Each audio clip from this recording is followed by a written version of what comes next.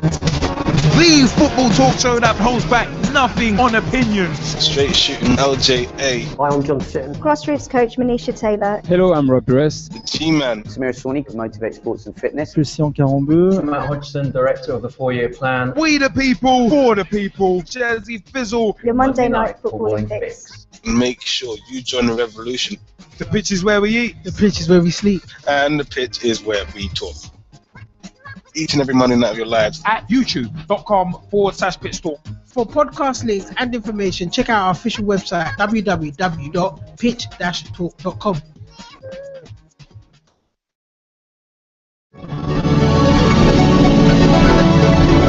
Hello, I'm Rob Perez. Grassroots coach Manisha Taylor. Christian Carambeu. Matt Hodgson, Director of the 4-Year Plan. Dave McLaughlin. I'm Rob Lusher. Andy Copeland from the Glennet Southern Amateur League. Philip Wick. I'm CEO of 14. Former Chairman of Ibis FC. Chairman of Alexandra Park FC. And you're listening to Pitch Talk, the only place to get your Monday night footballing fix. Because the pitch is where we eat. The pitch is where we sleep. And the pitch is where we talk. Make sure you join the revolution, the football revolution.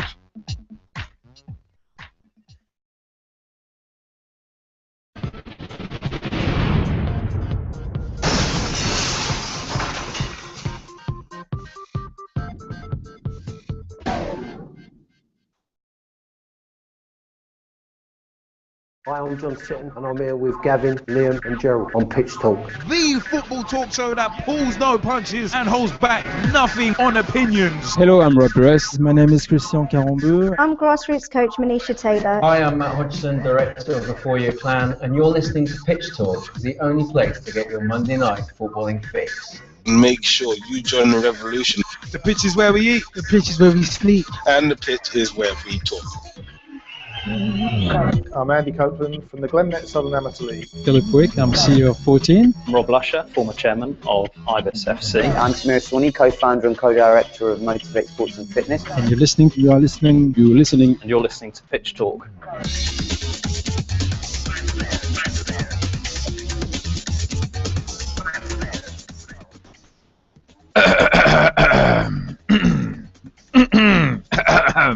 Let me clear my throat. Because, ladies and gentlemen, boys and girls, children of all ages, Straight Shooting LJ, the G-Man and Jazzy Fizzle proudly bring to you the football talk show that pulls no punches and holds back nothing on opinions, because the pitch is where we eat, the pitch is where we sleep, and the pitch, of course, is where we talk as well. But you know what? It is Monday, 26th of May, 2014, and we've seen another mad week of football, another interesting week of football with departures, arrivals, and much more in between. Departures, arrivals, trophies being lifted. Just another day in the world of football, I suppose. But, yeah, it's been a lot of fun. One hell of a lot of fun there, Bubba. It's been a lot. What a long, strange trip it's been, Bubba. But it's been a good one as well. It's been good, very good. But the fact of the matter is, we're still going to be here throughout the summer. So, in terms of joining the revolution and keeping up with us in the summer, how can you do that? I'll tell you how. www.pitch-talk.com is the official website. Also, facebook.com/Pitch Talk. Become a fan, become a friend, become a member of the group. Join the footballing revolution we are working so hard to create. MySpace.com/Pitch Talk. PitchTalk.blogspot.com for all of the latest blogs, including blogs from yours truly, Straight Shooting LJ, the G-Man, Jazzy Fizzle, Russ Vernon, Big T, a.k.a. Thomas Hewitt, Dave Meir, a.k.a. @Mearcy on Twitter, among many, many more. Much more blogging. But also, you can also keep up on Twitter as well, @PitchTalk on Twitter. Tweet with us, follow us, see what we are up to. Pitch Talk 1 on Skype. Join us. We've always got a Skype call going during the shows because whether you like it or whether you don't, we're the best thing going today in terms of footballing podcasts, in my humble opinion. But we've also got the mobile 07535804466 is the mobile number as well. It's one of them. We are also on Google Plus. We are also on Google Plus as well as Pitch Talk Live as well. But you know what? Let me give a few shout outs before we really get kicking. Give a big shout out to Section 357 show, Sun D, Super Navajo, Big Shot Ron, and Floyd Finks, the foursome who make up the Section 357 show. Big shout to Twin Gunner. Big shout to @TweetWhiteLine, Facebook.com/FinnWhiteLine Magazine. Big shout to Ian Kerr. I think it's FinnWhiteLineMagazine.com as well. Remember, we feature in issue 0, Pitch Talk.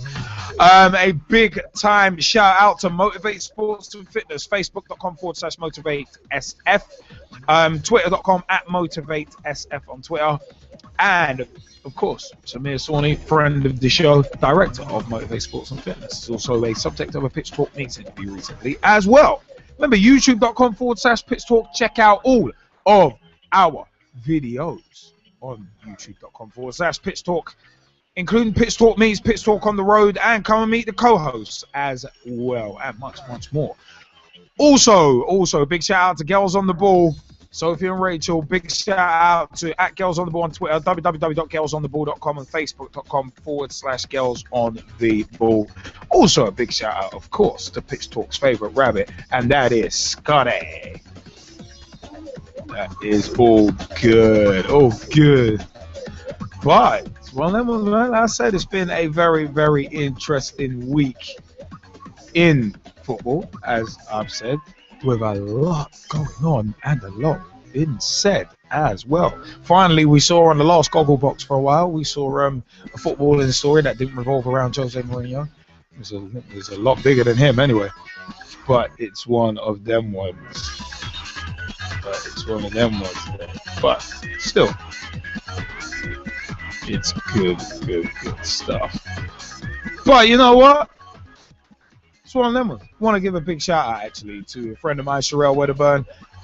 Big shout out to Claire Galvin, who's a Chelsea supporter. Big shout out to Miss Kirsten Ayres as well, Man United supporter. But I don't hold that against her. But it's one of them. Was also, of course, a big shout out to my other two co-hosts, who are otherwise busy / unable to join us tonight, and that is Jezzy Fizzle and the G-Man. Big shout outs to them too, of course, for life. It's one of them ones. But you know what? We've got a lot of Skypers in the house. Also, I'd like to say a big shout out to Miss Irene Bonilla as well. It's a shame what happened to Atletico Madrid over the weekend, but at least you got the La Liga title. That's all good. But you know what? It is one of them ones where I said we got Skypers in the house. So what I'm gonna do is I'm gonna throw to the Skypers. We have actually got a couple of us in. We got Mr. Chris Bullock from Kick 4 Live, who we introduced for the first time last week. Chris, how goes it, man? Oh, not too bad, man. You sound like you're in the bathroom. You sound like you're in one of them kind of hollow rooms.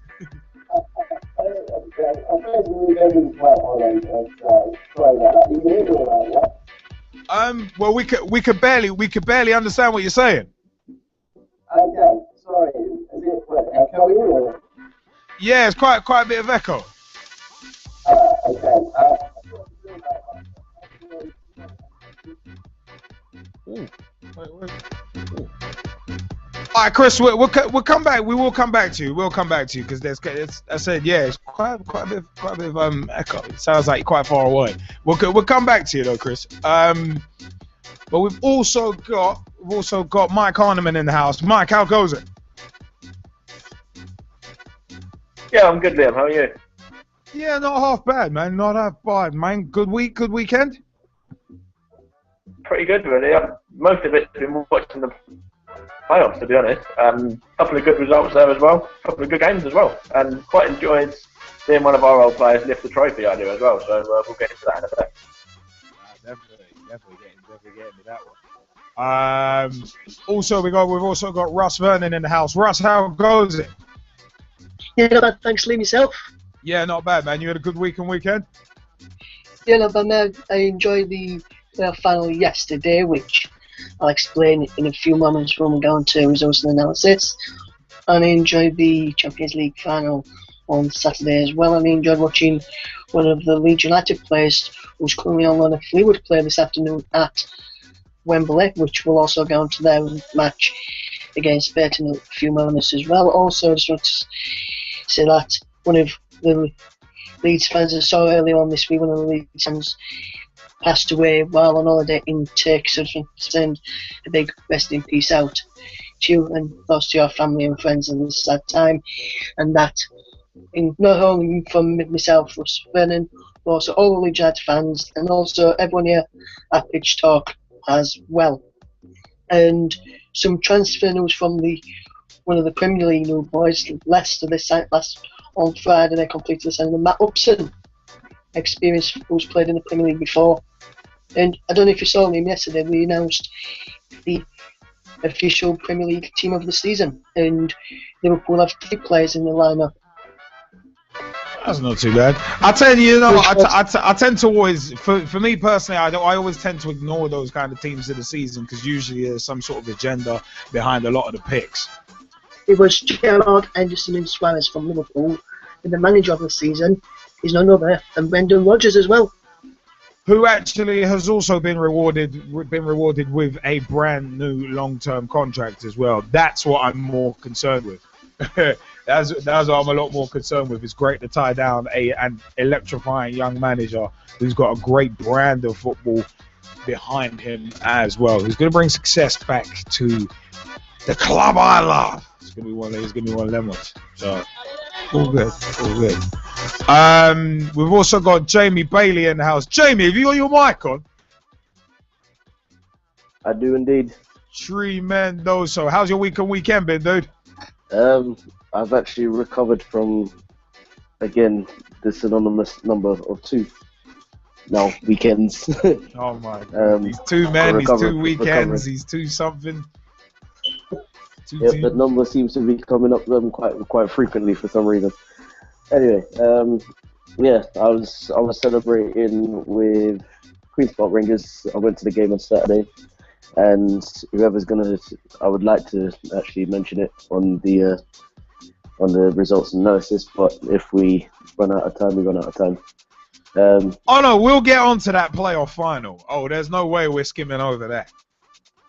Either way, for me, it was just one of those ones. It was just, as I've taken one of your ad-libs there, it was just, one of those ones where from the time that Bobby Zamora scored, which was a surprise to everybody. I'm not too sure how many people were actually saying that they're not surprised, but it was a surprise to everybody, and from then on, it's just been one great party after another, up until, I think, possibly last night. I was going to say one great party after another. Dudes just partying everywhere. Oh, I got reminded so many times. I thought I wouldn't even actually get out of Shepherd's Bush alive, considering they reminded everybody else that I was an Arsenal fan. And it was almost like, you know what, check the shirt, it doesn't say Arsenal for tonight. So I had to try and weed my way through everybody and say, yep, I'm just an R for tonight, just to keep you off fan for tonight. But yeah, it was a great week. Great week, and I knew QPR would do it. In fact, funny enough, because I actually said experience would actually take over inexperience within Derby's team.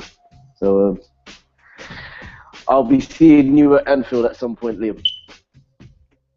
Yes, you will. Is what it was. Yes, I think you will. But no, it's what it was. We will get into that in detail on results analysis in terms of the playoff finals. That should be fun. But it's one. I was gonna say, yeah, RBC. Yeah, you mentioned, oh yeah, I'll be seeing you at Anfield, and it's all. But at the same time, it's also one of them ones where One of them was we bumped into each other twice in the same day in Shepherd's Bush. So you know one of them was where it's like we don't even have to meet. We don't even have to meet anywhere else. It's just not you again. That is hilarious. Yeah, I remember that. It was on. Funny enough, it was only a few days before the final anyway. So just it was yeah. There was a reason for it. It's one of them was we met like myself and the G-Man actually bumped into Jamie. For those who don't know, we actually bumped into Jamie in midweek, and it was one of them ones where he was dressed in his QPR getup. To which the first question I said, wait, what you doing in the QPR getup? Like, you just walking around in the gimmick, looking like you're part of the setup. That's basically what happened after a while. Was it like what's it? Imagine I think the analogy I kind of added to that was it's kind of like after you said no, I actually was working there, and it was kind of like, oh, okay, so you're not kind of like the honky tonk, like what some people would imagine the honky tonk man to be like. He doesn't always walk around in his jumpsuit. Well, you never know. For me, I'm not the honky tonk man, and I wouldn't be 6'4", 300 pounds trying to walk around in a jumpsuit. So I think I've rested a few demons on that one, and hopefully QPR have in terms of how they spend money this season. So, and as I've said before, and as this conversation keeps going with everybody, I say if anybody really wants to know if QPR are doing well, you only have to look at their academy and possibly everybody else's academy to see if anybody is actually rising in the ranks. But again, that's up to every club in this country just to realise that you don't have to spend money just to find great talent. I mean, it's one of them as well. QPR needed to realise that a few years ago, before they ran up the massive debts. That they are actually now going to have to pay because they've gotten promoted. It's one of them was 120 million game has now become only worth 90 million for them. But anyway, that's a completely different story. Possibly even less. Yeah. Possibly even less. But I'll let you continue with the show. I'll be on as normal. Hopefully I do get on to mention about the game on Saturday, and hopefully I can let you know about the whole parade of Sunday, because I found that to be a bit of a scripted ad-lib in itself already, after watching the Montreal Screwjob today. So. Wait, what do you mean you watched the Montreal Screwjob? You were watching the Montreal Theory, or was it one of them ones like where? Or was it one of them ones where you were watching the actual Survivor Series 97? I was watching the entire show. I was just watching the actual match, and I still don't understand how that made sense. And it seemed like the way that QPR seemed to be organised seems to be the same. I don't want to say anything on air in the way that I do, but on this occasion, I was going to say, don't get yourself in trouble.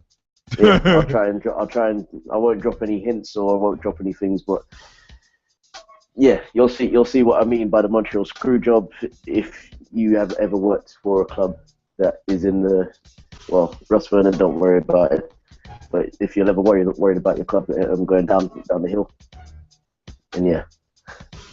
Well, it's interesting. You mentioned that, considering Cellino is waiting on. I think they're waiting on like a written decision.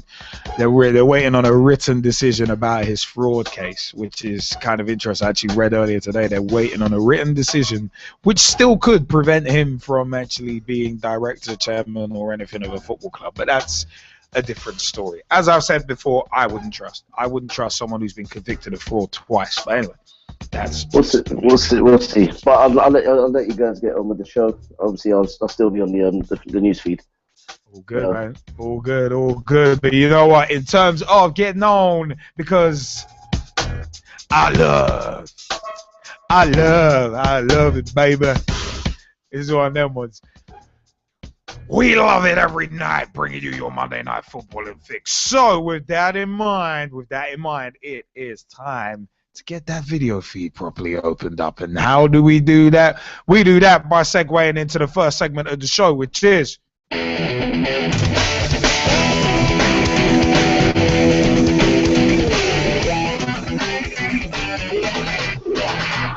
results and analysis.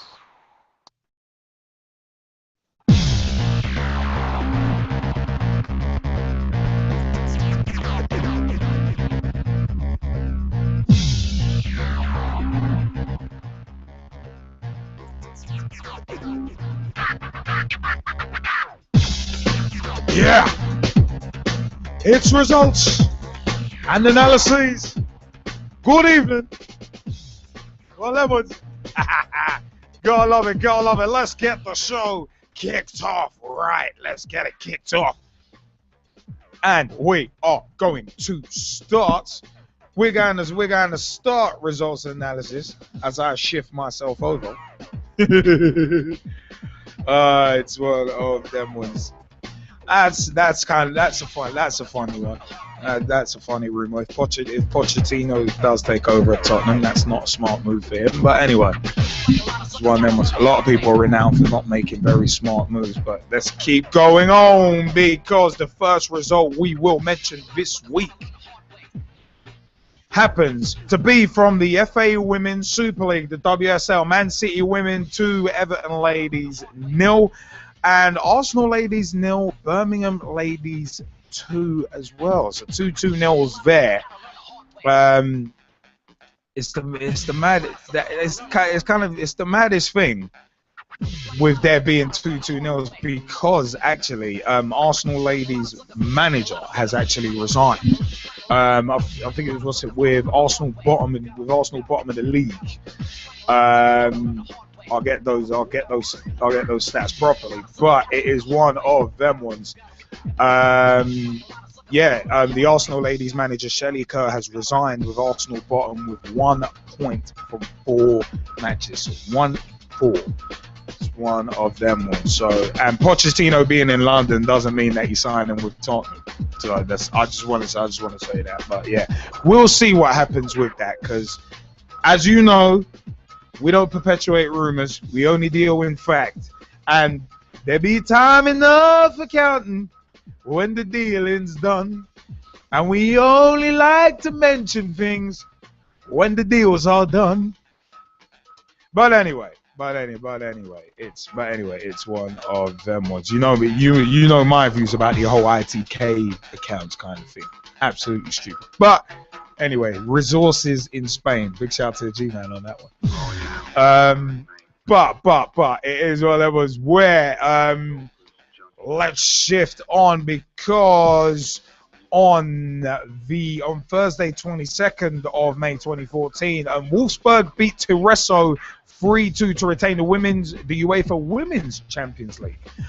2 goals from Martina Müller helped Wolfsburg come from behind twice to snatch a dramatic 4-3 victory over Tyreso and retain their UEFA Women's Champions League title. Wolfsburg carved out the first opportunity of Thursday evening's final at the Estadio de Restelo in Lisbon after 13 minutes, when Anne Blase dispossessed Lena Roddick and floated across into the box for Alex Pop, who could only head over, and Wolfsburg were made to pay for not converting when Veronica Buquete strode it towards the area in the 28th minute. The Spaniard squared to Brazilian star Marta, who wriggled away from one challenge before accelerating past another and lashing the ball into the bottom left-hand corner. 2 minutes later, Swedish outfit Tyreso doubled their lead when Christian Press sprinted away from 3 defenders before crossing for Buquete to hit a side foot volley home. Wolfsburg should have pulled a goal back just before half-time with a volley from Martina Müller, but Tyreso keeper Carla Soberg palmed the ball away before comfortably saving Selena Wagner's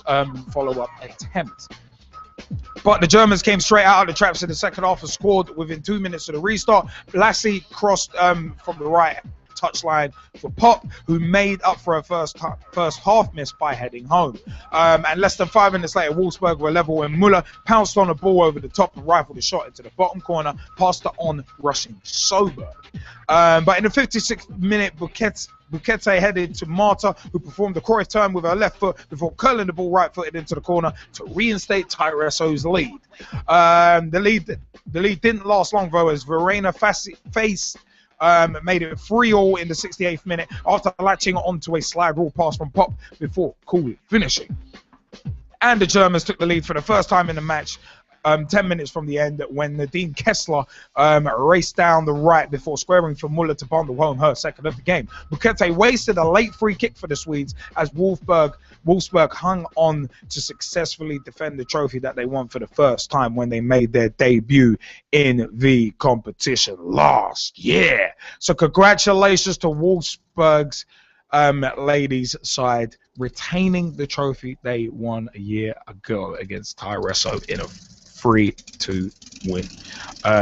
So 4-3 victory, I should say. But that is good stuff. But you know what? Big shout out to @Girls on the Ball, who in terms of women's football do basically what we do for men's football in terms of match updates. They do exactly the same thing. So if you want updates on women's football matches, live updates, check out our friends Girls on the Ball, Sophie, Rachel, and of course their rabbit Scotty. As I take a swig of water there, had to take a swig of water. Honey, oh my good God. It's already wrong in the Skype chat. If Big T were here, we're going to throw them T's up for him, but if Big T were here, he would be absolutely loving it. Because it's just too wrong for too long. Let's pull it that way. Too wrong for too long. But that's terrible. But we're going to move on. We're going to kind of do this in reverse. We're going to kind of do this in reverse order because we're going to go for. That's terrible. We're gonna go in reverse order, and instead, Iron Mike, you know, is a Iron Mike today, or Iron Mike Sharp. But yeah, that name's kind of overused. But we're gonna go actually from today, Monday 26th. We're going to come back to Saturday because there's a lot to be said about Saturday. But Monday 26th of May 2014, Sky Bet League 2, Burton Albion 0, Fleetwood 1. Sarcevic scoring the only goal of the game on 75 minutes. And you know what? Fleetwood Town promoted into League 1. Into League 1 on the back of that. Ross Vernon, did you want to jump in on Burton Albion v Fleetwood? Yeah, because I actually watched that earlier on today, and like James just said in the chat room, and Mike, the keeper made a horrendous mistake, horrendous error. It came off his line, and he tried to get it there, and the free kick just slipped straight in. And I must say congratulations to Charlie Taylor, who is on loan from Leeds United at Fleetwood Town, and he went on loan there in November and helped them get promoted to League 1, and during that spell there he got his reward of a new 3-year contract at Leeds United. So I must say he played very well today as well. I must say left back. So well done Fleetwood, well done Charlie Taylor, and hopefully we'll get into the first team and left back spot next season. Oh, of course, man. We got Jamie Bailey who wanted to jump in as well. Yeah, from a goalkeeper's point of view, I'm not going to give a whole analysis like Alan Hansen or anybody like that. What, a whole analysis like Russ? No, I'm kidding. Right, it's not Russ Hansen, it's Russ Lawrenson. Natasha's coming out. Natasha's back. Oh my God! For half a second, it was like Natasha. Oh, the Tash. Yes. I'll stick a fork in it. I was just gonna say, yeah, from a goalkeeper's point of view, everything was pretty much set up the way that Burton needed it. In terms of the wall, in terms of the line of defense. Oh, I thought he was gonna say the wall like this is WCW. It would have been one of them ones. It's like just in the words of Mark Madden, just another brick in the wall. No, it was just one of those. And if you look at it again with the goalkeeper, the one thing that they say to goalkeepers nowadays is take a step forward, either to your left or to your right, or even forwards, so that you know that your presence is going to be felt in the game, within the free kick. Then you can step back and assess the flight of the ball. And as everybody probably did or didn't see, the flight, he completely mistimed it. But again, I don't think there was any communication from the defence, because it looked like everybody was just watching the ball and hoping that the goalkeeper was coming for it. So once it was a blunder from the goalkeeper, but again, you have to look at the defenders and say who was tracking their man and how comes one of them literally got around the back, and don't think anything of that sentence, that comment. But how comes he got around the back and managed to put the goalkeeper under pressure from the whole thing? And that's why he came out towards the ball rather than actually staying back and waiting for the ball to come to him. All I can say is, you guys in the Skype chat, apart from Chris Bullock, the rest of you guys are a disgrace. Is one of them was Mike, Russ, who for some reason is going by the name of Rusty Lee. Is like Russ has got more aliases than I just can't think of someone who's got a lot of it. More aliases than Roger Smith in American Dad at the moment. Yes, I went with an obligatory American Dad reference for the first time on the show. But yeah, it's terrible. But I know Mike Harneman, you wanted to jump in on this as well, didn't you? Yeah, just sort of, I do agree with what Jamie was saying. The goalkeeper was far too far off his line. But the defenders basically have to communicate with the keeper a lot better. The goal itself was ridiculous. The way it went in, it literally just leaped over him. You could see that goal in slow motion would have been quite funny, to be honest. Oh my god! It really would. But no, I'm really pleased for Robbo. I think Robbo deserved that, to be honest. That's Mark Roberts, the old Steamers captain. He left us, moved to Fleetwood, and he basically said that Fleetwood can get further than League One. So I think they're going to aim for promotion again next season as well. And if they keep the squad together they've got now, I don't know why they can't do it. I think they can do really well in League One. No, I hear that. It's going to be a big challenge. It's going to be a big challenge. Every time you step up a division, it's always going to be a big challenge. So, well, it's kind of very interesting. But you know what? Speaking of more promotion parties, let's move on to Sunday, 25th of May, 2014. We're going to start with Republic of Ireland 1, Turkey 2. Ozek scoring on 17 minutes, with Cam Dow scoring on 75 minutes, and Jonathan Waters scoring on 78 minutes. In the FA Women's Super League, Chelsea ladies 0, Notts County ladies 0. And Arsenal ladies 0, Bristol Academy ladies 2. Ingle opening the scoring on 31 minutes, with Sanchon scoring on 59 minutes. Leyton Orient 2, Rotherham 2. Adebayo scoring on 34 minutes, with Cox scoring on 39 minutes, but Reveal scored on 55 and 60 minutes. Ended up going to extra time, and then ended up going to penalties, and Rotherham United won 4-3 on penalties. So, it's one of them ones. Leyton Orient. They could be construed as flops of the season. Remember, stuff for the season is later on in today's show. We got some stuff from the G-Man and Jesse Fizzle as well in terms of their stuff for the season. But the fact of the matter is, Leyton Orient, first half of the season, absolutely flying, cruising at the top. And then it all seemed to fall apart. One of them ones with Wolves ending up smashing everything before them, and comfortably winning League One. And then Brentford finally getting that monkey off their back and getting automatic promotion, which is good for a number of reasons. But it's one of them ones, man. And Jamie Bailey's trying to write for a newspaper with them kind of lines. Scripted ad-libs right there. The definition of a scripted ad-lib: Turkish delight in Dublin. Okay. It's terrible. It's terrible. That's why we don't encourage scripted ad-libs here. The only scripted ad-libs come from us, the co-host. And maybe you, the customer.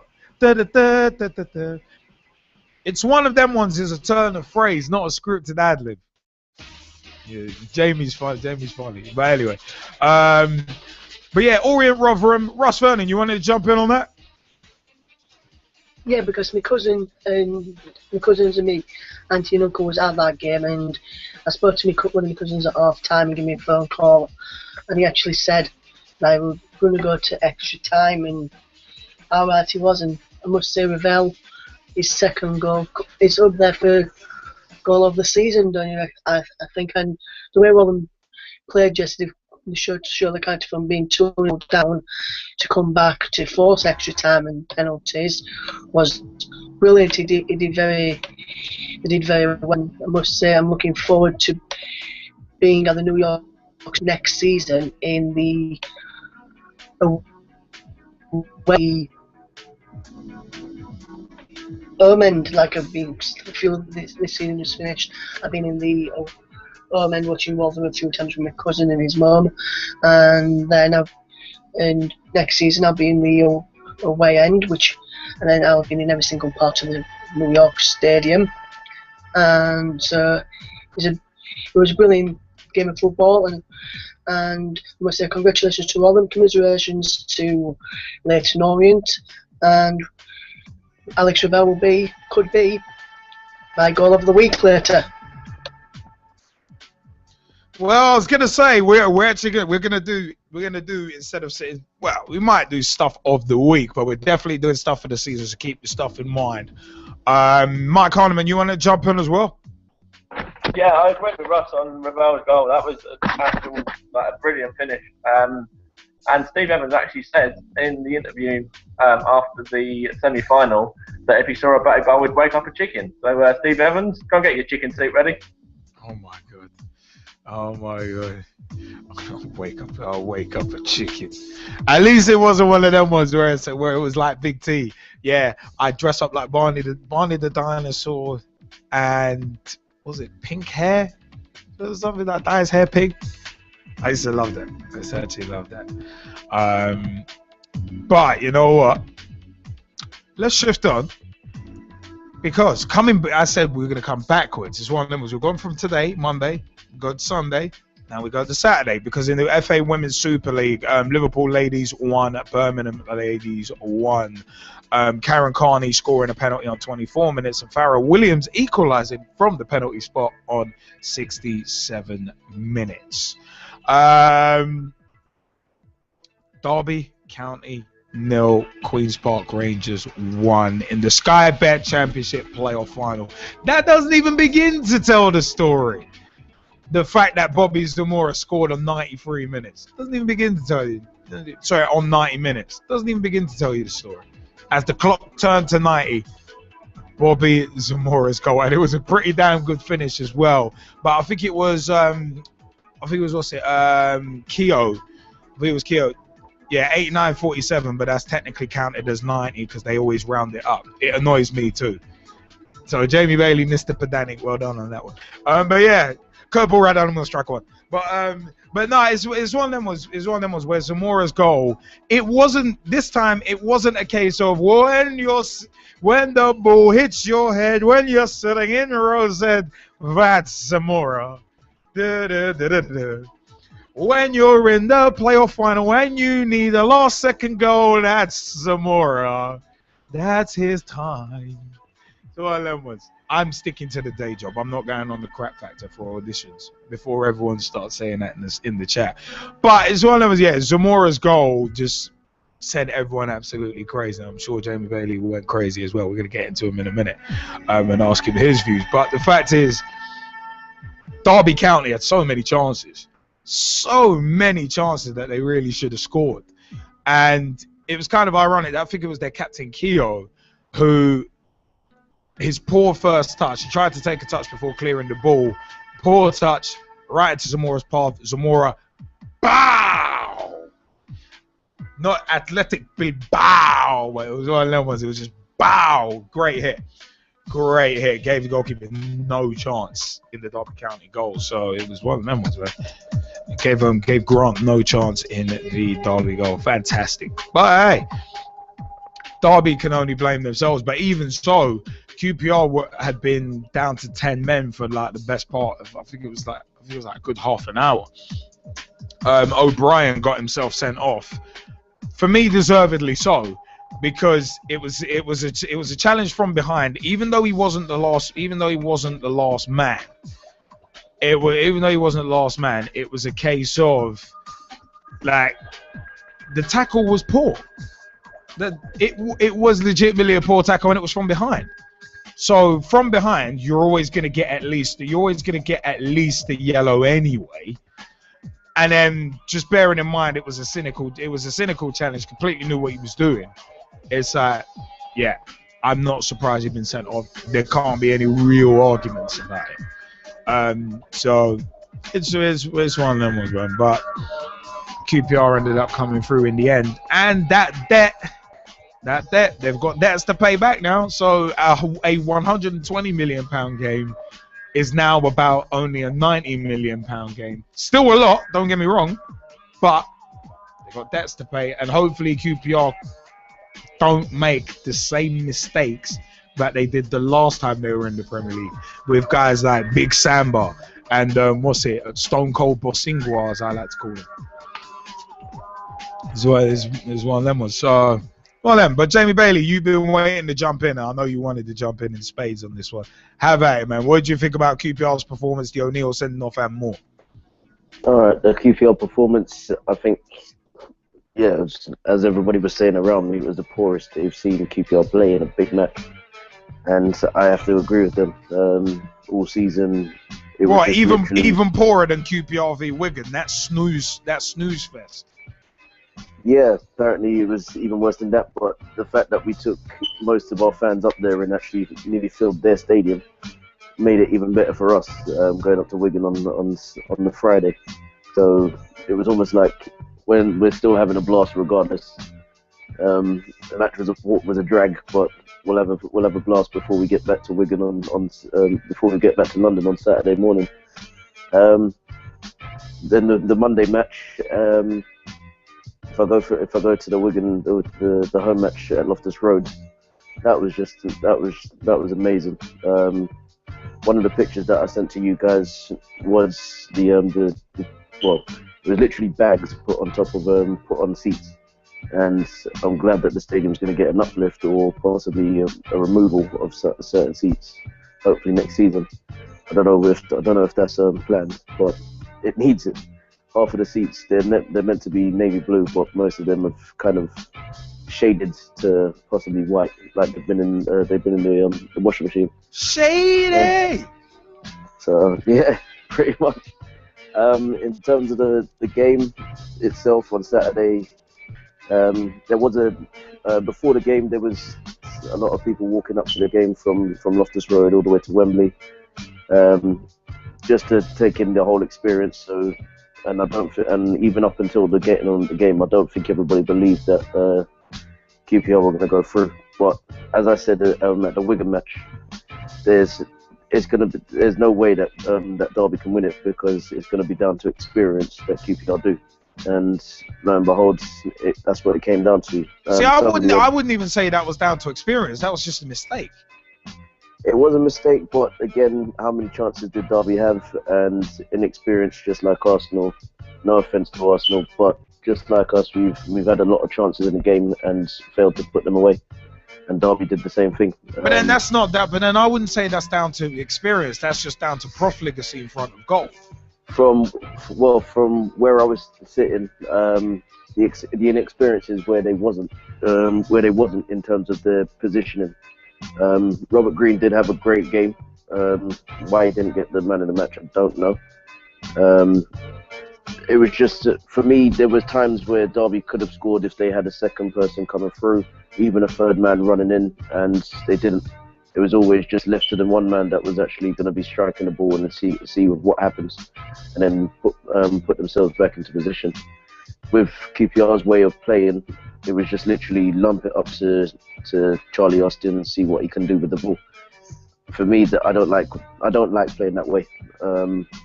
Well, sometimes needs must, but at the end of the day, yeah. This was even before the red card though. And somebody said it on the Facebook status, it was the most expensive red cards to be given. because obviously look at where it's actually got us. Well, no, and yes, I would actually disagree with that statement because the most expensive red card, it would have been the most expensive red card if QPR hadn't won, because then that would have cost them £120 million. So it didn't end up expensive in hindsight, in my view. Either way, but this is the thing. The way that it looks, everybody will say that he took one for the team. And before anybody gets onto the messages, yeah, he took one for the team. Relax. That's all I'm saying towards that. After what you guys went on and said about the old coming around the back thing. We'll leave that to the side. In terms of the goal, I don't think anybody realised that it was Zamora that scored. I think everybody was starting to think, is that Charlie Austin? And then they saw it as Zamora. I was thinking, yep, it was Zamora.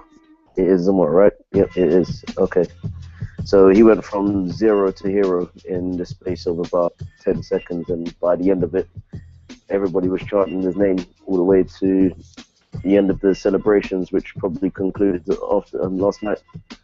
So, great bank holiday win for the QPR and back into the Premiership. In terms of the celebration with the Sunday, they had it in the stadium, which sort of was a bit of a mess up because they wanted to. It was an open stadium for the fans, and they managed to film most of the stadium in terms of two sides of it, but the rest of it was like, okay, so you're saying that it's going to be a massive. You're going to say that you're going to try and fill 40,000 inside of Wembley, and there were seats left in Wembley, and yeah, it was just a bit of a. It was good to be there, but it was sort of, why did you put it inside of a stadium when you could have paraded it around Shepherd's Bush? Not my choice. Again, that's something that I'm guessing they expected not as many fans to turn up for, and it proves dividends because a lot of them who turned up on time were sitting below, and the ones that weren't there on time sitting upstairs or sitting on the other side. And yeah, it's just good to be a coach at a Premiership club again after Fulham being relegated and now QPR being promoted. It's just good to be a Premiership coach again. That's somewhere in that melee. Oh, yeah. It's somewhere in that melee. I love it. Yeah, it was just So if anybody wants to come down and see what happens at the club, you can do. They've got stadium tours just like they do at every other club. We thought you were gonna give us something special, like a secret JBK tour there or something like that. Stadium tours. Look at him already promoing. Well, there is. This is the thing. I can actually do some of the promotional tours myself. So I've done one for a school. Yeah, no. I mean, you know what? Yeah, Russ Vernon, you wanted to jump in? I did, Liam, yes, because I've seen both the teams who were in the first final, Derby and QPR, this season at Ellen Road and Loftus Road and the Adverse Stadium respectively. And I must say, actually, the two teams, I was impressed with QPR more because QPR looked decent side. When Derby came to us, they rested quite a few key players. It was the last game of the season. Had a big win before went in the playoffs. A few key players made 6 changes, and we pretty much in that first half could have been 3-4-0 up against Derby at home, and then but Derby took the lead and then we equalised through Matt Smith, which... Wait, hold on, one sec, wait. Tell me you are actually going to get onto the playoff final. Yes, I will be. Okay, cool.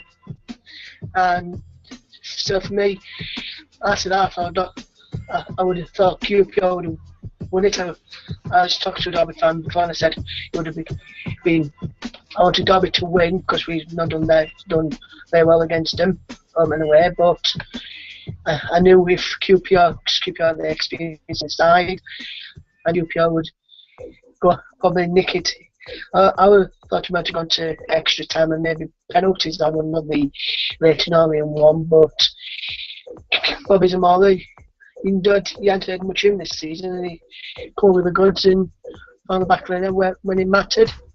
With a minute to go of normal time, so QPR deserve winners, and we'll say to Jamie and all the other QPR fans, good luck next season, and we'll probably be playing you very soon. Again, you know what? Speaking, I want to stay. I want to stay on the late goals thing because on Saturday, 24th of May 2014, as well as QPR, congratulations for getting promoted, as well as QPR winning and lifting a trophy. Real Madrid lifted trophy number 10, La Decima.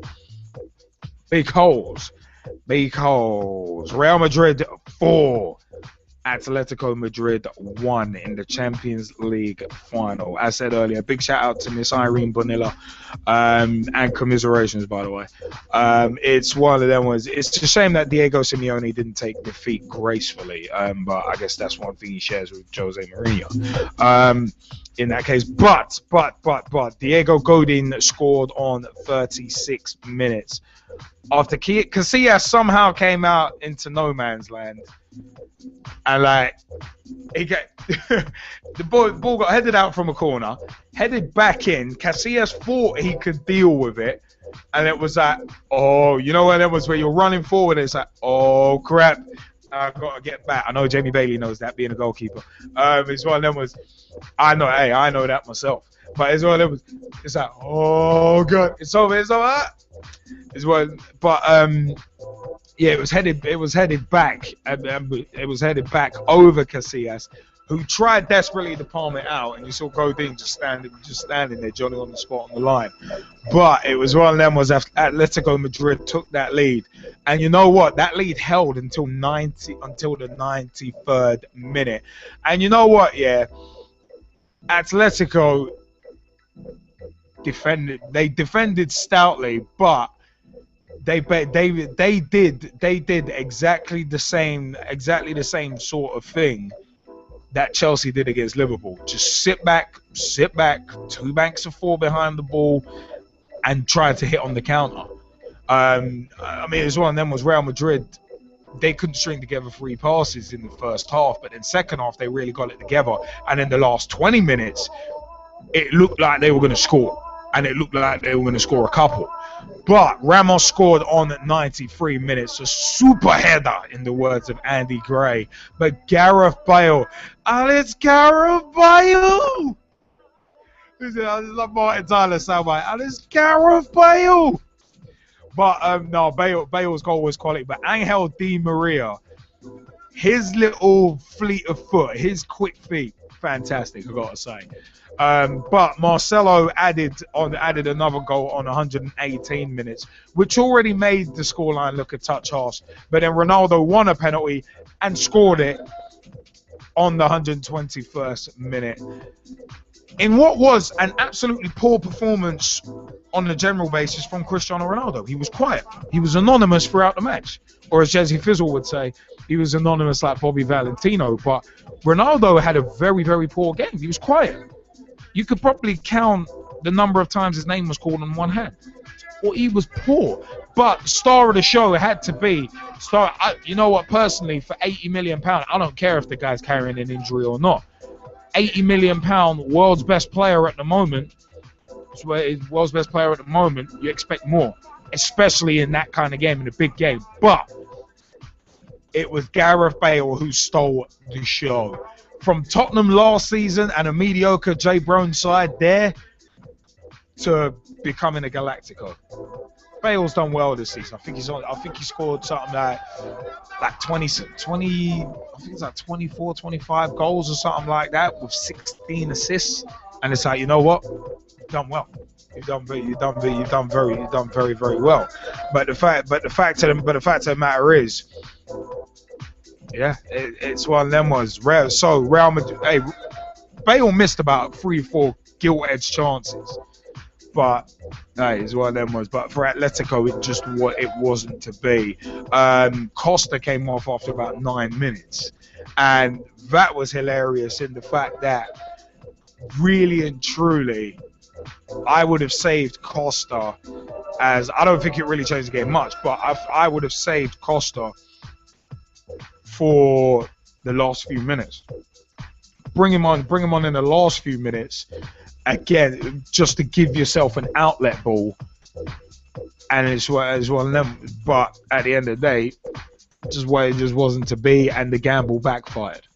The gamble very much backfired. But hey, it's one of them. But it gives me the chance to channel my inner Howard Finkel again in another OWR and say the winners of this match and new European champions and Champions League winners, Real Madrid, who are it's one of them ones.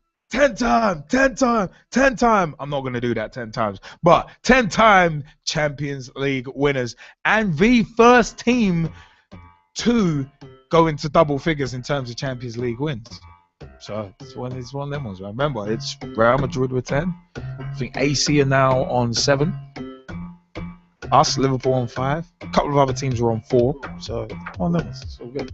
It's all good. But it was actually a very entertaining match, because Madrid, Atletico kept their pressing game was very, very good, especially first half. They were giving guys like Bale, Di Maria, Benzema, Ronaldo no real space in behind. Modric, no real space in behind either. So from a tactical perspective, it was working well for them. It wasn't completely sitting back and absorbing pressure, but their pressing game was very, very good as well. Especially with David Villa pressing from the front when Costa went off. So it was on them ones. But in the end, in my view, Real Madrid deserved winners, especially based on the second half. But the fact of the matter is, Atletico, there were times where there were a lot of cynical challenges going in. And there was a bit of gamesmanship and time wasting at times as well, which annoys me no end. But hey, Ramos came up with the goods late. I think it was actually Godin that he actually kind of slipped away from to score the header, to score Ramos to score his header. So it was one of them ones. But one of them, we got a couple of the guys who are gonna jump in on this. I mean, Mike Hardiman, did you have a view on the Champions League final, seeing as you've been very vocal in the Skype chat? Yeah, I really enjoyed it. I think Atletico started off really well. Obviously, losing Costa was a big blow for them. And I think it did change the game a bit for them as well, because they had to make an early change there as well. So they basically used one of their subs straight away. And he's one of their big players as well, one of their better players. They were missing, was it? Arda Turan was missing as well. He didn't play at all. As well, that's the one. Yeah. So they done well to take the lead, especially with Real Madrid creating quite a lot. They had quite a lot of chances. Bale could have had a couple. Ronaldo, he didn't do a lot, but I think he had the odd chance to do as well, which he could have done better with. But Bale was the main one in the first half, where he kind of ran through, I think it's virtually most of the team, wasn't it, and then put it wide. Yeah. So yeah, that was obviously then. But then when it got into extra time, I thought Madrid would go on and win it, as they did, and I was surprised it was only 4, to be honest. I thought it was going to be, could have been 5 or 6. I mean, we've also got Russ Vernon who wanted to jump in as well. Russ, your view on the Champions League final? And he's be right back. Oh, that's tremendous. Jamie Bailey, where's Jamie? Oh, Jamie's gone as well. Chris Bullock, are you with us? Oh, cool. What was your view on the Champions League final?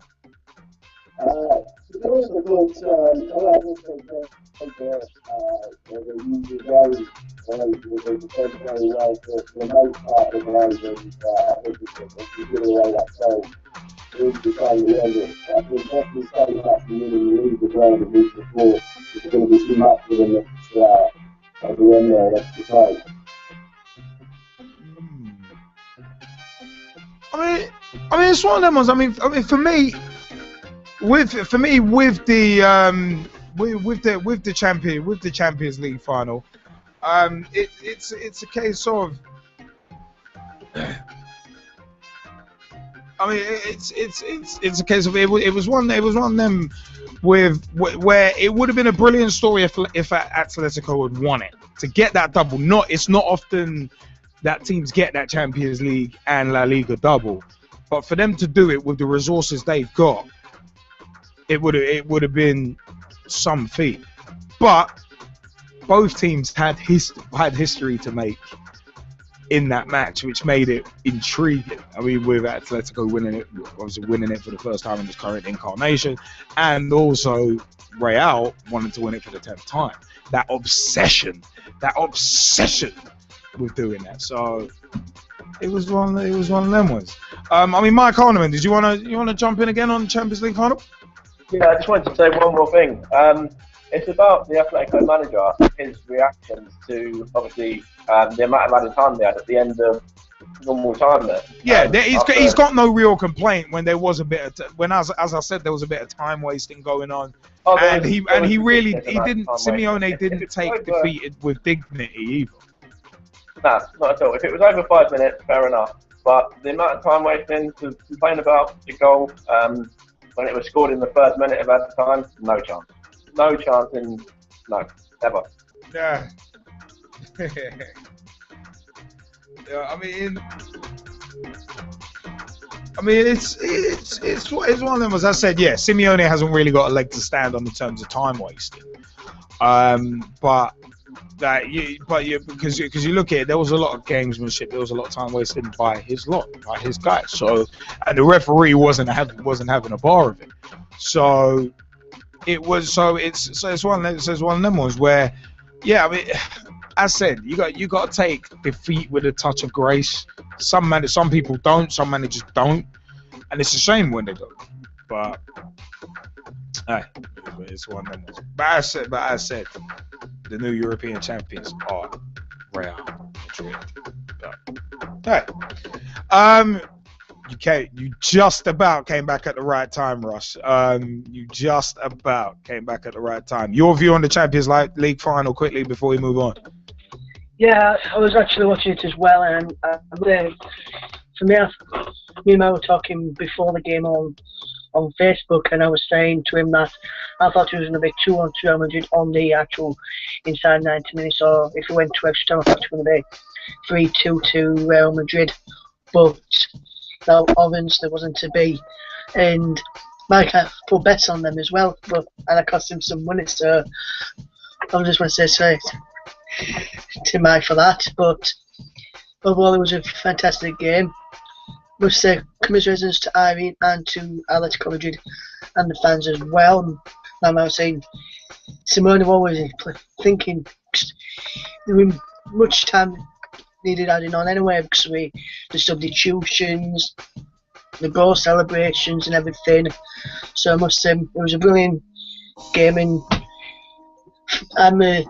my Spanish team is Real Madrid, and I've actually got a shirt with me, which I'm not actually wearing it at the moment, but I've got a shirt from back in 2001 when David Beckham were playing for them, and he's got his name on the back, and I can still get into it. Well, that was he's got shirts from different clubs as well. I've got one from Turkey as well, Liam, and from Greece as well. I guess it's one of them ones. Considering Leeds ain't been successful in about 40 or 50 years, you got to latch onto something. Oh no, I'm only kidding.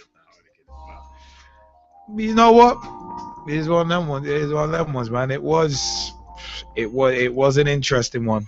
It was an interesting one, that Champions League final. I gotta say that was very interesting. Because I actually watched it back on the delay today because I was working. So it's one of them ones. But Saturday was actually quite a big day for the Ibis as well. But I'll get back onto that, mate. but I'll get back onto that because we got the grassroots segment coming up later. But just want to give a couple big shout outs at Richard Morpeth on Twitter and at Georgie Bingham as well on Twitter, who the G-Man has been conversing with as well. As said, big shout out to a friend of mine, Clary Galvin. Big shout out to Sherelle Wedderburn. Irene Vanilla, big shout out. Jazzy Fizzle, the G-Man, of course, as well. Big shout outs. And a big shout out to Kirsten Ayres as well. Louis Van Gaal taking over at Man United. That's going to be interesting. That's going to be very interesting. But we'll see.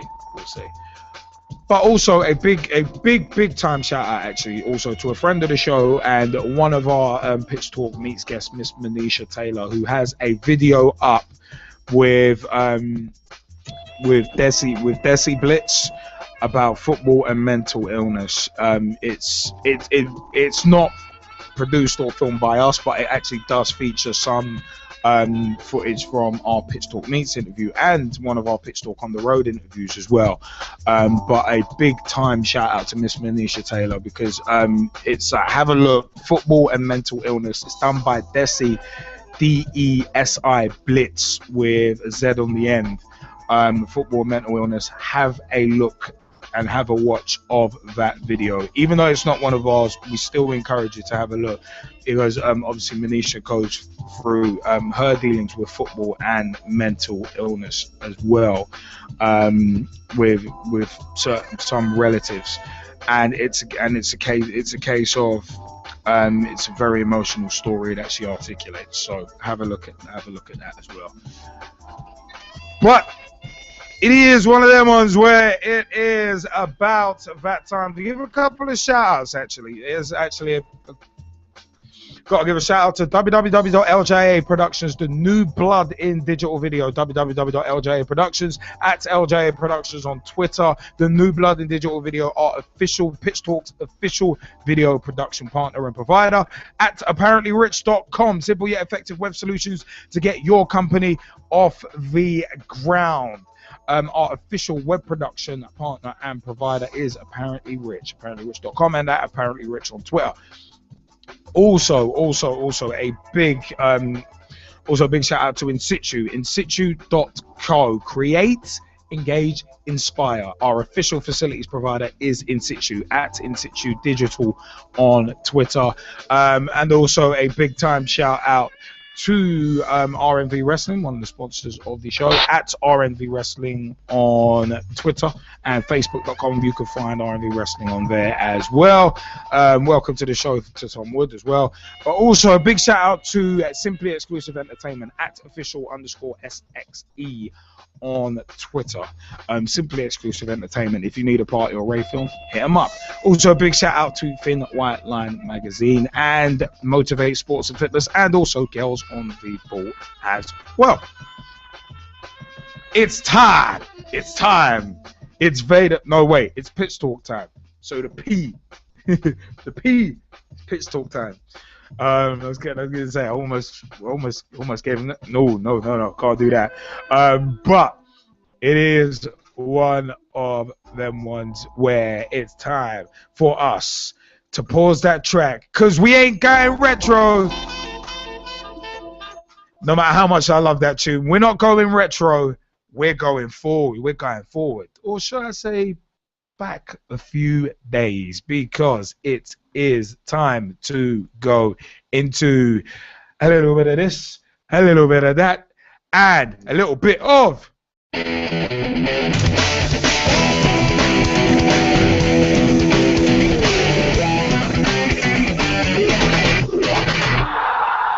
Gentlemen, talking friends.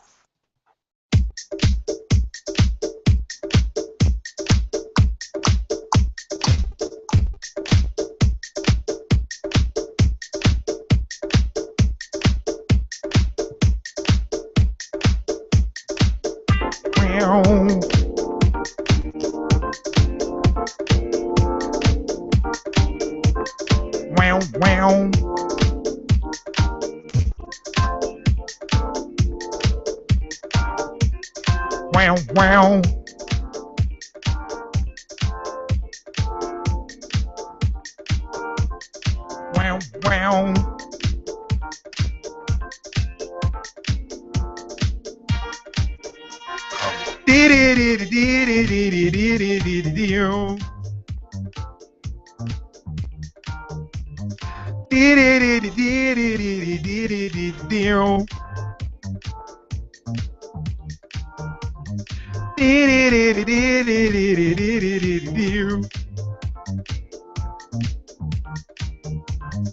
This is Monday night, and this is your Monday Night Football Fix. This is Pitch Talk. Yeah.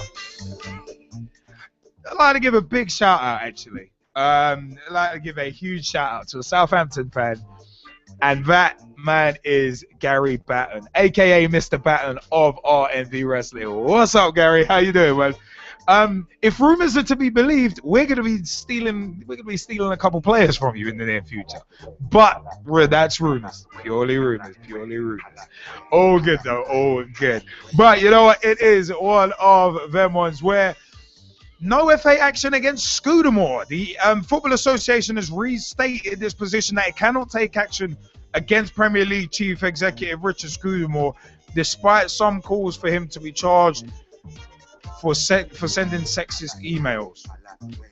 Okay, I'm gonna have to carry on with that. 20th of May, that's from 20th of May 2014. FA Chairman Greg Dyke met his counterpart at the Premier League, Peter McCormick, on Tuesday for talks over the issue after the top flight clubs decided to take no action against Scudamore.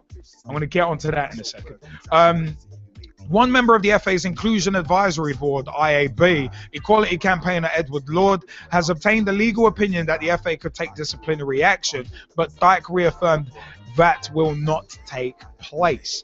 Dyke said in a statement, last week the FA made it clear that Mr. Scudamore was not an employee of the Football Association, and as such, we had no position in terms of employment policy or taking disciplinary action.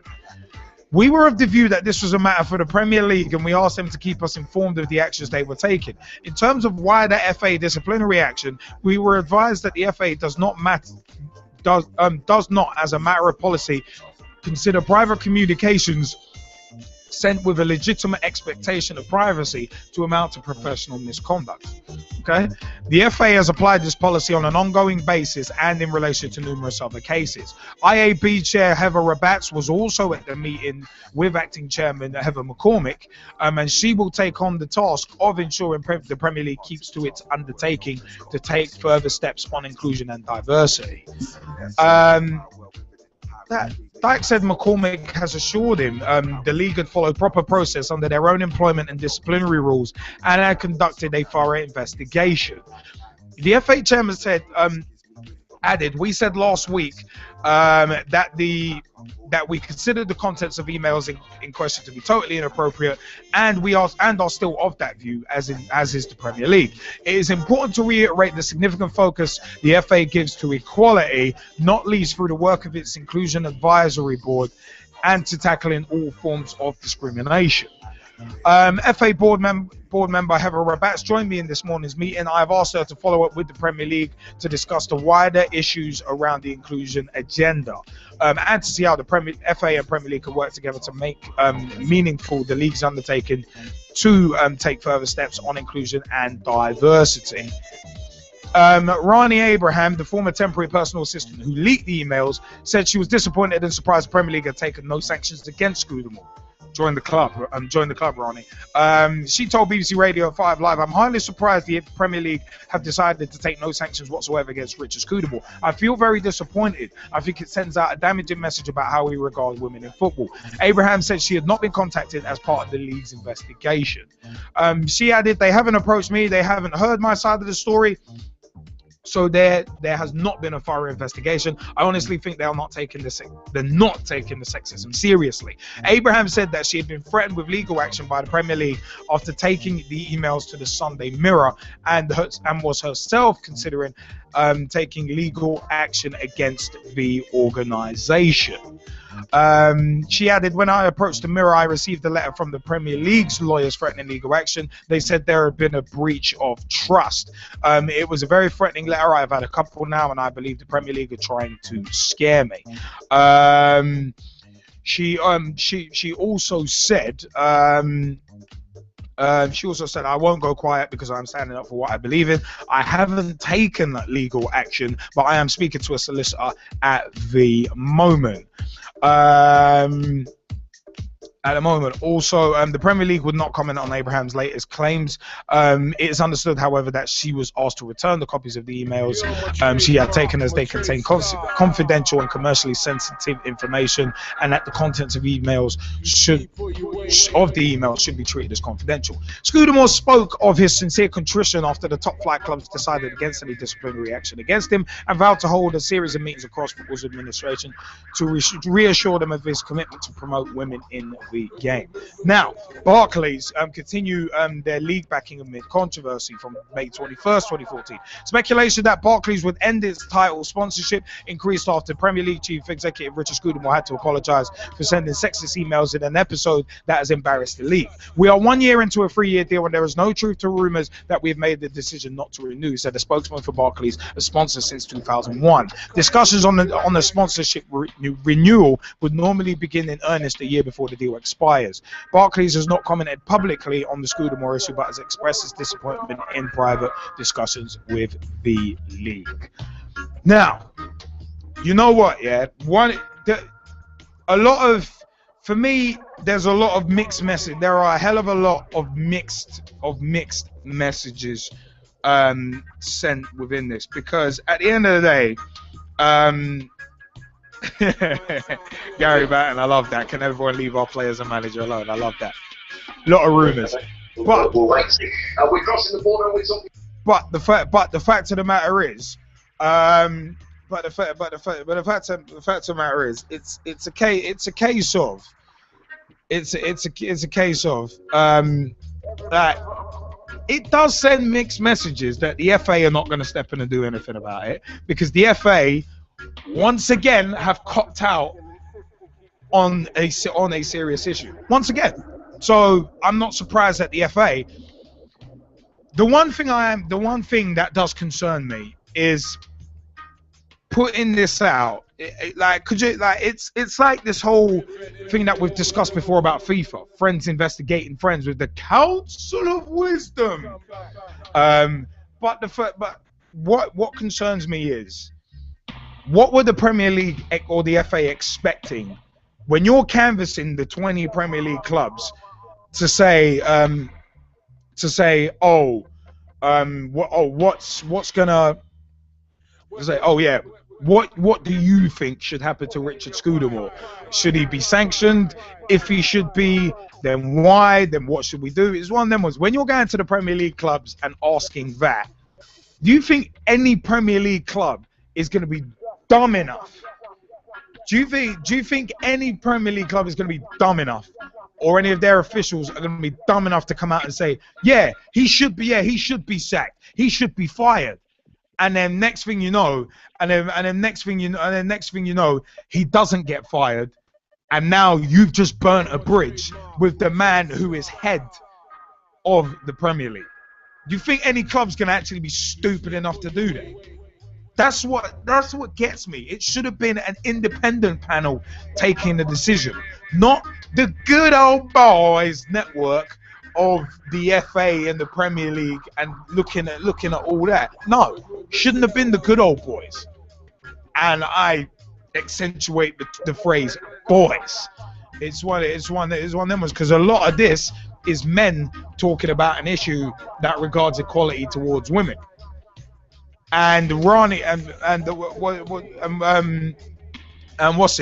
Ronnie Abraham, who was the personal assistant who leaked the emails. On a personal note, you are a disgrace. You should not be if emails are private, whether or not they may have been sent from a work address, but if it's a private email, you shouldn't be leaking. You shouldn't be leaking that, especially not to the papers and the parasitic media. So it's a case of there's a breach of confidence there, and if those emails are confidential, then I can understand why the Premier League would want to sue. But at the same time, Scudamore shouldn't be sending those emails, period, let alone off a work address. Whether it was a private email or not is almost irrelevant, because at the end of the day, you're sending it off a work address. So like administrators of that email, of the email accounts could probably see it. So if you got views that you don't want people to see, you don't send it from your work address. You send it from a private address, whether it be Gmail or Hotmail or Outlook or whatever the hell. So Scudamore, coming back to Scudamore, how is anyone supposed to take his views seriously that he's all about equality of women in football when he's being condescending in emails? Because apparently the emails were talking about irrational women and all that, and someone with and like I think it was about a woman's female assets. Let's pull it that way. And it's one of them ones. So if he's sending those emails around from a work address, and if he holds those antiquated draconian views, then how is he gonna talk to people and smooth over and be like, no, I'm serious about equality for women in football, when he's coming out with that kind of opinion behind closed doors? That's the big issue here for me. For me, that is the big issue. So it's a case of I think Scudamore should have been sacked for it. Personally, I think he should have been sacked for it. Because at the end of the day, now he's going to be looked upon as a joke whenever he says, "Yeah, I'm about equality for women in football." People are just going to give him the side, in the words of Jim Cornette, people are just going to give him the sideways glance, like the guy who runs the Ferris wheel at the county fair. So it's one of them ones. I mean, if you want to jump in, Facebook.com/PitchTalk, @PitchTalk on Twitter as well. But we've got some of the Skypers who want to jump in on this as well. And a big hello to Lilia Lumi, who's just joined us in the Skype chat. Would you like to have your say on this particular issue with the Scudamore leaked emails? Yes, hello. I think it's stupid. Like you were saying, you shouldn't even send emails from your work emails to that degree. It's just stupid. And like you said, is anyone really going to believe that he wants equality for women now? It's gonna be one of them ones where you're always gonna think, especially if you're a woman trying to get into football, you're always gonna think, okay, he says that, but does he really mean that? And it's exactly, like you're like not in really a criminal going to believe case. anything that he's going to say to do with women in sport, in football. I mean, it's one of them ones. It's like if you've got any reasonable doubt, you're always gonna kind of err on the side of caution, and almost err on the side of cynicism and think, you know what, he probably doesn't mean it, because look at what he said in the past. Track record counts for a lot. When I read it, I just thought, what a stupid thing to have done. It just, yeah. Well, I didn't really like him to start with anyway, and it just makes me dislike him even more now. Yeah, I mean, I can't blame you, because I've said, hey, is one of them was UEFA, FIFA, and RFA have been the moronic trinity. But I've also said that Richard Scudamore, I've had my opinions on him in the past, and they've never been positive. So, and that's me as a man. So it's a case of, imagine if you're a woman and you dislike him anyway, but now you've got more. I've had my say on him on the local radio station when it happened, and I was not holding back. That's all I'm gonna say. I mean, it's one of them ones. It's just not like. It's just not good. I mean, at the end of the day, it just doesn't look good when someone who's at the top is coming out with these comments, because it gives carte blanche to people below him to say, well, oh, our boss holds this view, I can hold that view too. So it's one of them ones. For me, he's brought the Premier League into disrepute. I would honestly say he's brought the company into disrepute, and he's embarrassed the company as well. God, the Premier League. And just to say as well, it's just he's embarrassed it, like you said. I think, to be honest, it's outraged lots of women that I know, and lots of women that are obviously trying to get into the game as well. I'm sure they're not very happy either. I mean, it's one of them ones, man. I just don't get it. I said I think he should have been sacked for it, because you can't. As I said, you can't have someone at the top holding those views, because there's always you just can't have it. So I don't know, man. I don't know. I just as I said, there's no real there's no real surprise about it. But there's no real surprise that there's no sanction. But we'll see. But it's one of them, man. I mean, do any of our other Skypers want to jump in? Want to jump in on this issue? Hoping so. But all right. Well, you know what? It is one of them ones where we are actually in international continental talking. So once again, big shout out to Gary Batten. We're gonna take your players. We're gonna strip mine your club. But yeah, I mean, as I said, man, we're gonna actually stick with a couple of managerial hirings and departures, and also with women in football for our next segment, which is I'm not gonna give that away yet. But you know what? It is one of them ones where it is time for us to take a brief, an ever so brief break. So we are going to be right back once again with your Monday Night Football fix. Remember, this is the football talk show that pulls no punches and holds back nothing on opinions. We are going to take a quick break and we shall be right back. So see you guys on the other side. The football talk show that holds back nothing on opinions. Straight shooting LJA. Hi, I'm John Sitton. Grassroots coach Manisha Taylor. Hello, I'm Rob Perez. G-Man. Samir Swanee, Motivate Sports and Fitness. Christian Carambeu. Matt Hodgson, Director of the 4-Year Plan. We the people, for the people. Jersey Fizzle. Your Monday Night Footballing Fix. Make sure you join the revolution. The pitch is where we eat. The pitch is where we sleep. And the pitch is where we talk. Each and every Monday night of your lives. At youtube.com/pitch talk. For podcast links and information, check out our official website, www.pitch-talk.com.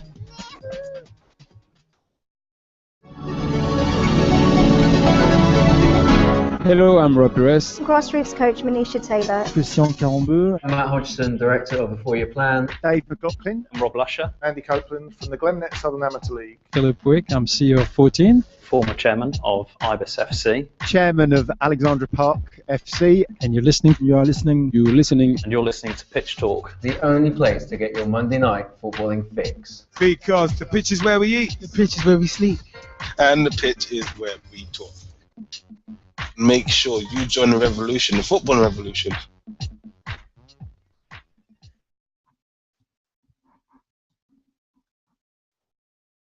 International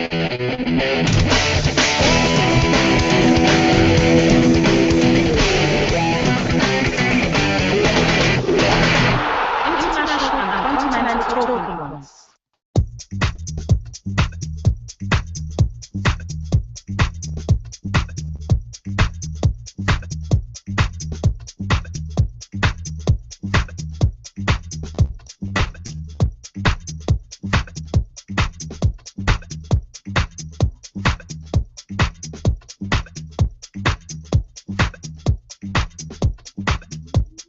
Yeah, we're back. After that quick break, we are back, and with your Monday Night Footballing Fix, and we are going to start International Continental Talking Points with a recent story about Helena Costa taking over at League Two's Clermont Foot as first female manager. The Portuguese coach has scouted for Celtic in the past, and it should help the club enter a new era, according to Clermont Foot. This was from Wednesday, 7th of May 2014. French second-tier outfit Clermont Foot have announced that Portuguese manager Helena Costa will take over next season. Costa, who's 36, will become the first female coach of a French professional club.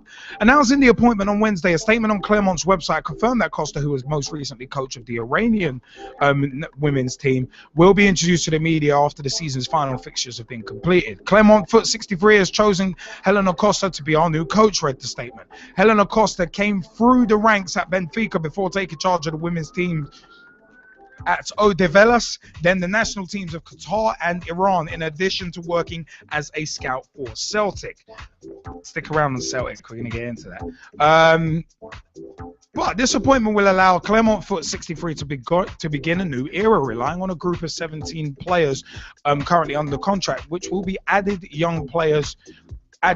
to with young players from the club. Costa joined Benfica's academy as a teenager in 1997 and progressed from the under-9s team to coaching the club's under-17s, whom she led to 2 World Youth titles. Clermont are 14th in League Two they were 14th in League Two with 2 matches to go, and defender Anthony Lipini, who is currently recovering from knee injury, has admitted he is curious to see what changes Costa will make when she begins a new post in the summer. I was talking with my physiotherapist about the time when the first woman entered the army, a very macho environment. At first there was a lot of shock, but now women in the army has become normal. This may be the same in football, Lipini told L'Equipe. I cannot wait to return next season to be a part of it. I'm really curious. It will be a unique experience to be the first professional football team to be managed by a woman in France.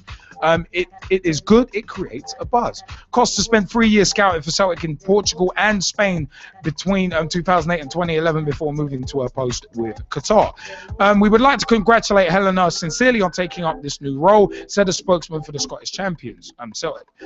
She did an excellent job for us, and we know she will give her new position the same high level of commitment and dedication which she gave to Celtic. The news was also welcomed by Najat Belkacem, the France's women's minister, who said on Twitter, "Bravo Clermont Foot for understanding that giving a place to women is the future of professional football." In the late 90s and early 2000s, France had Nelly Viennots as the first woman to be an assistant referee in an elite match.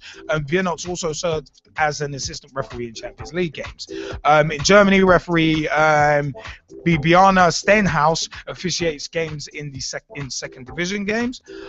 She's the first woman referee in the second Bundesliga and the first to have been a referee in the German Cup. In Spain, Maria Jose Claramunt is the director of the national team responsible for more marketing than sporting issues.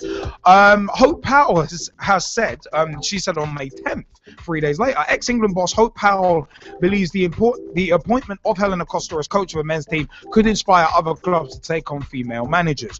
Portuguese Costa became the highest placed coach in the European men's game, female coach, I should say, when she took charge at French second division side Clermont Foot. Powell told BBC Sport, "I'm sure it will happen again in the future. We have to recognise the fact that she's been given the opportunity based on her qualities and expertise," and that's a very important point. So it is one of them, as Costa told the New York Times, I hope this is only the first step. I opened the door and more women will walk through on my back. That is what I hope.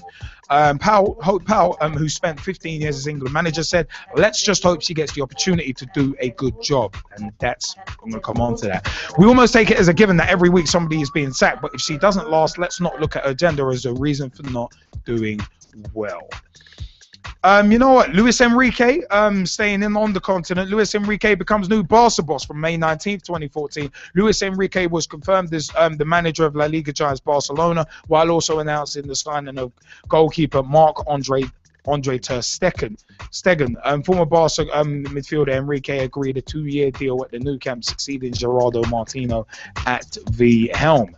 Now, Neil Lennon has left Celtic after 5 years as manager from the 22nd of May 2014. The Northern Irishman spent 4 years at the club, winning 3 league titles and 2 Scottish Cups, as well as qualifying for the last 16 of the Champions League in 2013. Lennon's agent Martin Riley confirmed the former Celtic skipper decided to leave the club after talks with Chief Executive Peter Lawwell and the board.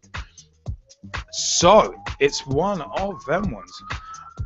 You know what? Yeah, a lot to digest right there. But apparently Neil Lennon he actually revealed on May 22nd as well that he would also be helping Celtic pick his successor. Now you know what, yeah? I will take this in reverse order, and there's been a couple of very interesting questions in the Skype chat as well. We see for Chris Bullock that Wonder what Scudamore would think about a woman coach. Very interesting. He'll probably say one thing but mean another. It's one of them ones. That's like talking out both sides of your neck. But it's one of them ones. That's a very interesting question. But also Chris Bullock has also said if things aren't going well, will they give her as long as they would a male coach? You know what? Yeah. My concern would be that Helena Costa would only get as long as a regular male coach. Because, well, look at David Moyes as an example. He got 10 months to do a huge job. He had a really, really tough act to follow. It was 10 months of hilarity for everyone but Man United. But the fact of the matter is that David Moyes only got 10 months in what was always going to be a transitional season at Man United after Ferguson leaving. And that was unfair. Tim Sherwood didn't get that long. AVB got 8 months at Chelsea. You had Roberto Di Matteo, who after winning the Champions League got 4 months. You kind of see where I'm going with this. The fact of the matter is, managers are not given enough time on a general basis. And you know what? I am very, very glad that Clermont Foot have taken the plunge and have actually taken Helena Costa on, because her credentials are there for the world to see. Her credentials are there. She used to scout. She used to scout for Celtic. She's managed the female national teams of Qatar and Iran. It's one of them where she's got legitimate credentials. So, I mean, it's one of them where she came through the ranks at Benfica as well. So, at the end of the day, Helena Costa has the credentials. She has the legitimate credentials. Hope Powell is another one who has legitimate credentials. So why not give someone a shot? Whether they're a woman, whether they're a man, it's one of them ones. It is fantastic to see that Helena Costa is being given a very good opportunity. And as she has said, I'll reiterate her comments. Hopefully it's a first step. And hopefully it will help other women get into the game as well. But on the flip side, whilst you've still got the opinions of people like Scudamore, it is going to be a challenge, because the good old boys, of course, will be a natural obstacle. It will be a natural obstacle to women getting into football, and especially into management. If you've got certain antiquated draconian views, it's still going to be difficult. But Helena Costa has opened the door, so it's fantastic. I think it's fantastic. Now, hopefully, as I said, hopefully it'll be inspirational. Now, moving on to Hope Powell's comments about confident of more female coach appointments. I'm hoping so. I'm really hoping so. It would be great to see Hope Powell managing a men's team. It would be great to see someone like, say, Rachel Yankee managing a women's team, the most capped out field player, England's most capped out field player. It would be fantastic to see that. So hopefully this is the beginning of, I was going to say, a new world order, but it's one of them was your OWR there. But the fact of the matter is, hopefully it is a first step. Now moving on to Luis Enrique becoming new Barca boss, seems like a good fit, but there's quite a bit of work to be done at Barcelona. The standards there are so high, exceptionally high there, so that's difficult. That's a difficult job to walk into, but it'd be a case of it's one of them was. It's one of them was where it is going to be tough. I mean, Martino, it's one of them was Martino had it tough. It is one of them was where Martino always was going to have it tough, especially it was one of them, especially after the standards that Pep Guardiola had set. It was always going to be difficult. But the fact of the matter is, you got to just, expectations have almost got to be lowered. So it's one of them. But Neil Lennon was actually a bolt out of the blue. I think at least with Luis Enrique, at least with him, he will have the respect, being a very, very good ex-player for Barca, similar to Guardiola, he'll have the respect going in. How much time he gets, we don't know. But the Neil Lennon thing leaving, that was a surprise. That was a huge surprise. It was like, wow, Lennon's left? What? It's like, why? But he's been linked with Norwich, West Brom, everyone. He's getting linked with every job. So it's one of them ones. It'd be interesting if he went from Celtic right down to West Bromwich Albion. That would be interesting. That would be a huge step down. But Lily Alumi, you wanted to jump in on Helena Costa? Yeah, I think like you were saying, it's a good thing that she's been given the opportunity, but like Chris was saying, I wonder how long she would get compared to a man if she failed in the job. But then that's a big if she fails. That's a big if because she could be a raging success. But I think it's a good thing that she's been given the opportunity, and hopefully it'll pave the way for many more women coaches to get opportunities in the game. Definitely. I mean, I'm of that hope as well, that it will open doors that were previously not opened before. Hopefully. Yeah, and like you said, I hope like you said, it's a good thing that it's men's team as well. I think that's going to hopefully open opportunities for other women to do the same thing, hopefully. Well, it's one of them was building bridges. It's building bridges rather than burning. Like, as long as there's people around like Scudamore, is it really going to happen? Very good point. That's a very good point, and that's always the concern.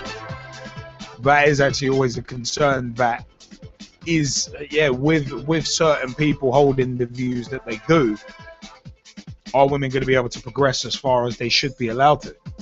And I just wanted to say one thing about Neil Lennon leaving Celtic. That surprised me completely when I heard that. I mean, it's one of them ones. I mean, I said for me it was a bolt out of the blue. When I saw the news, I was like, wow, all right. And I texted. I know when I saw it come up on Sky Sports News, I was like, what? He's just left Celtic? What? I mean, it's mad. It's mad. Yeah. But, I mean, Ross Vernon, wanted to jump in on Lennon as well? I did. When that news came through, I was at work, working in a charity shop over here in Yorkshire, and I was just checking Facebook and no happening, and I saw it come through and I was like, oh,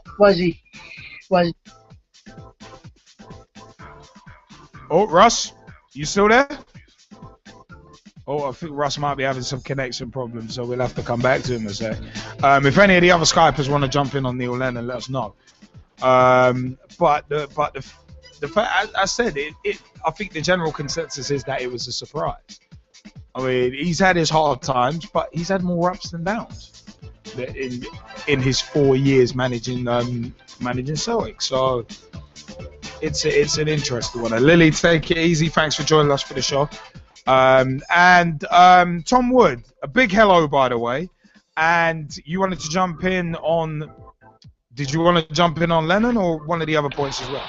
I was going to jump in on the Lennon thing. Yeah, I was quite surprised when I saw it. And he's going to have a lot of memories from his time there, with playing against Barcelona. I think that'll be one of the best memories for him. But he was a good footballer as well, but hopefully he goes on and finds another job now. But maybe in the Premier League one day, maybe. Yeah, I mean, he's being linked with a few clubs in the Premier League, but it's one of them was he's got a few choices. He's got a few options. Hey, the Southampton job might be opening up. Sorry, Gary. Sorry, Mr. Batten. Had to do it. Had to say it. I mean, Mike Kahneman, did you want to jump in on the Helena Costa point? I think that's going to be a good appointment for them. I think it's good to see women given a chance as well. And I think I really hope it's going to work out, and I think it will as well. I think I don't see why it won't. I don't see, because she's got the experience, she's got the qualities, she's got everything there. So I can see it being a successful appointment. Yeah, no, I hear that. I mean, the question is though. I mean, will both of them get time to make it? Will they get time to make an impact? That's always got to be the question. Will they get time to make an impact? So it's one of them ones. I mean, Chris Bullock has said not surprised about Lennon. Only so much you can achieve at Celtic, especially without Rangers in the league. Can see why he would want a new challenge. That's a very interesting point. That's a very, very interesting point. So one of them was a new challenge. Russ Vernon, you were your internet dropped out when you were talking about Lennon. Yeah, I'm back now, guys. When the news come through, why he's leaving, and then new news we were expecting to name a new manager later on in the week, and then also with West Brom looking for a new manager. When he didn't get Norwich job, I thought he's probably going for West Brom job, with them being in the Premier League, try and challenge himself in the Premier League now with the other managers in there, with Rodgers and Van Gaal, Wenger, to name a few. And I thought, so I was surprised to see him leave Celtic, but he's done a tremendous job there.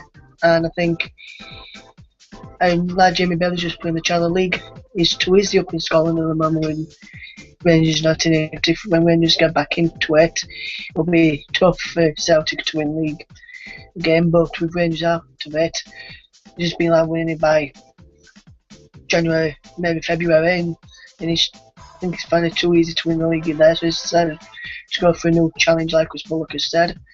Maybe he could go on to better things and try and get to test himself in the English FA Cup instead of the Scottish FA Cup before he goes in that one. I mean, it is one of them ones where, like, I mean, yeah, there is of course that argument that the Scottish League is too easy, and we've had that argument on many a PT show in the past. So we won't tread that beaten path again. But I think the big question is with Helena Costa and Luis Enrique, will they get enough time to make an impact? And with Lennon, the question is, where will he go next, if anywhere? So it's one of them ones. But it's one of them ones. It's one of them ones, man. As I said, the Helena Costa appointment, like it. I'm in favour of it. I'm in favour of it. But you know what? It is one of them ones where our next segment is very much near and dear to the straight shooting one's heart. Very much so. Very much near and dear, and also because once again, a big shout out to Gary Batten. I said that's quality. I had to take another shot. Enjoy the group stages of the Champions League. But you know what? We are going to get Liverpool. We are going to get a difficult draw because it's been a few years since we've been in it, so your coefficient rankings go down. But it is one of them ones where we got to pause this current track, because when we don't have to rock, we have to move on, because it is time, as said, for a segment that's close to my heart, and it was an end of season do for one of the teams. But I'll get into that because it's time for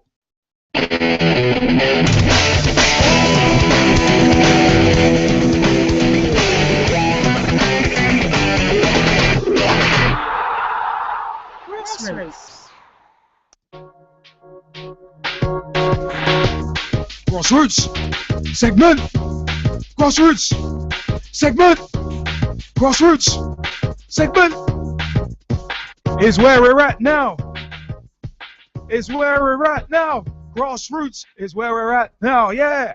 And this is your Monday Night Football and Fixed Pitch Talk. And you know what? It is one of them as we open up always with a shout out to the Southern Amateur League at Glemnet SAL on Twitter, and the facebook.com/VSAL1907 and www.southernamateurleague.co.uk is the website. And also the Amateur Football Alliance as well, at Amateur FA on Twitter, and www.amateur-fa.com. But the main team we feature on the grassroots segment is the one that I'm proud to say I captained the 4th team. And it was our end of season do. I'll get into that in a second. IBIS Football Club, IBIS Football Club is the main side we feature on the grassroots segment. ibisfootballclub@gmail.com is where you need to email if you want more information about the club and if you want to join the club. We've got 4 teams in the Southern Amateur League, all 11-a-side teams. Match days are on Saturdays, training on Wednesdays, but training is suspended for the summer. But also, it is one of them ones, man. You can catch us on Facebook, facebook.com/ibis.fc. You can also catch us on Twitter, at ibis_football on Twitter, twitter.com/ibis_football. We've also got a Facebook group as well, so have a look out for that. We've been posting some stuff from the end of season as well. ibisfc.co.uk is the official website ran by John Timmins, aka JT. By the way, I'd like to say to JT, thank you for those stats. Helped in my end of season video. More on that later. But yeah, it is a case of, it was the end of season do on Saturday. Bundled it in with the Champions League final and the playoff final too. An intra-club friendly with some curry afterwards, and also awards and presentations for players of the season and the like. And you know what? I couldn't stick around for the entire time because I had to leave for work. But it's one of them was we had Jordan Mills coming straight from work to the end of season do, and me leaving the end of season do to go straight to work. It's kind of mad. But a big shout out to all the Ibis lads, and of course we are looking for players for next season. But it is one of them ones where the winners of the end of season awards for 2013-2014, the one's player of the season was Ben Pierre. Congrats, Ben. 2's player of the season was Dave Chadwick, aka Chadders. Well done, man. Well done. Scott Fanning was the Freeze player of the season, and the 4's player of the season was Callum Mayfield. Callum, congratulations and thank you for your efforts this season as well. And Clubman of the Year was Alex Minchell. So congratulations, Minch, for getting the Rob Evans Clubman of the Year award. And the Golden Boot was given to Pat Baptista. He got 10 goals, the most in the club. So it's one of them ones. Patricio Baptista, congratulations, man. Congratulations. So it's one of them ones. It's one of them ones, man. It's all very, very good. So we'd also like, everyone at IBIS would like to wish Andy Edge a speedy recovery. He actually dislocated his elbow during the intra-club game, and it doesn't look good.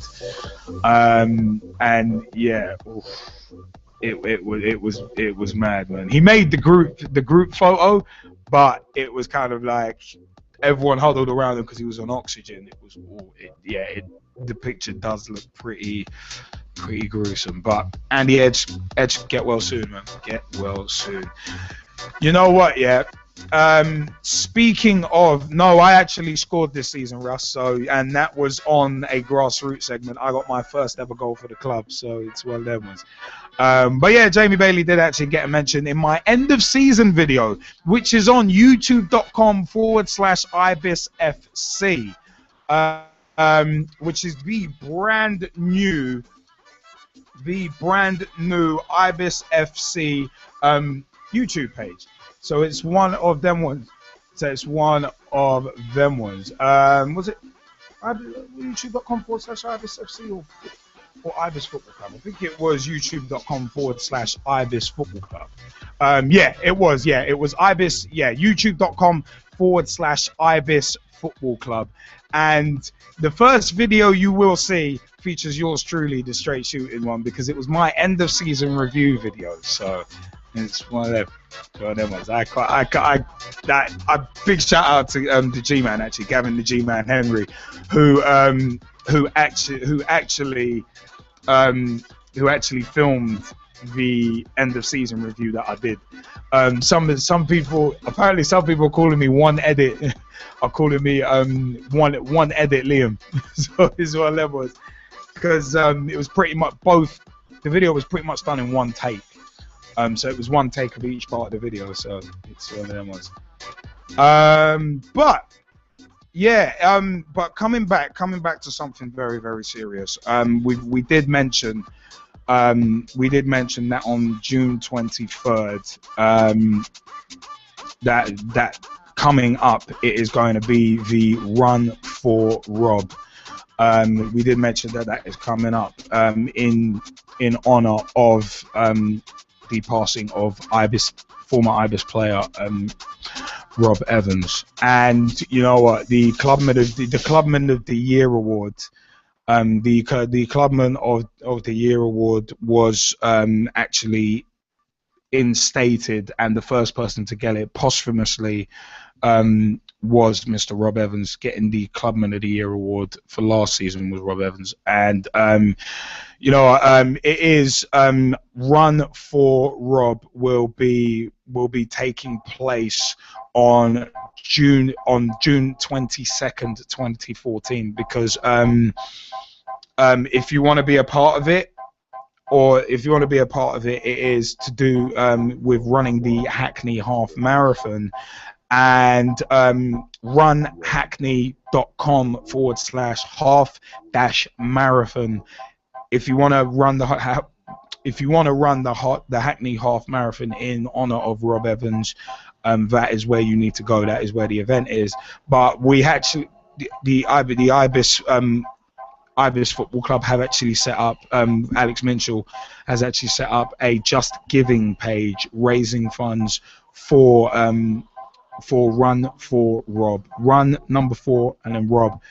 The detail of that can be found at www.justgiving.com/teams/Ibis FC Run for Rob. That's where you need to go. www.justgiving.com/teams/Ibis FC Run for the number 4 Rob. And also, just like to read out, on the 23rd of June 2013, Ibis FC tragically lost a friend and teammate, Rob Evans, who died competing in the Nice Ironman. Rob was a real inspiration to everyone at the club. He always trained hard, played hard, and competed with a smile on his face. Off the pitch, Rob was a total gent and a good friend to many. Rob's untimely death has had a big impact on all of us at Ibis FC. On an early summer's day in June, 364 days after the incident, many of his teammates, young and old, are getting together to collectively run the Hackney Half Marathon. Whilst for some the distance will be a straightforward one, for many this distance is stretching personal boundaries. Retired players are returning to the club for the event, along with new players who never met Rob. Some are running more than 5k for the first time. Some are running through injury, including Pete Snell. Some have been told by the doctor to stop altogether. To date, 23 players have signed up, and details of the event can be found at runhackney.com/half-marathon. We will be raising money for 2 great charities which both have a close connection to Rob and the club. Those charities are, number 1, the East Anglian Air Ambulance. Rob died on the 23rd of June in a cycle crash during the Ironman France held in Nice. He was airlifted by helicopter but didn't make it to the hospital. The EEEA do incredible work in and around the area that Rob hailed from. You can read about the EEEA at www.eaaa.org.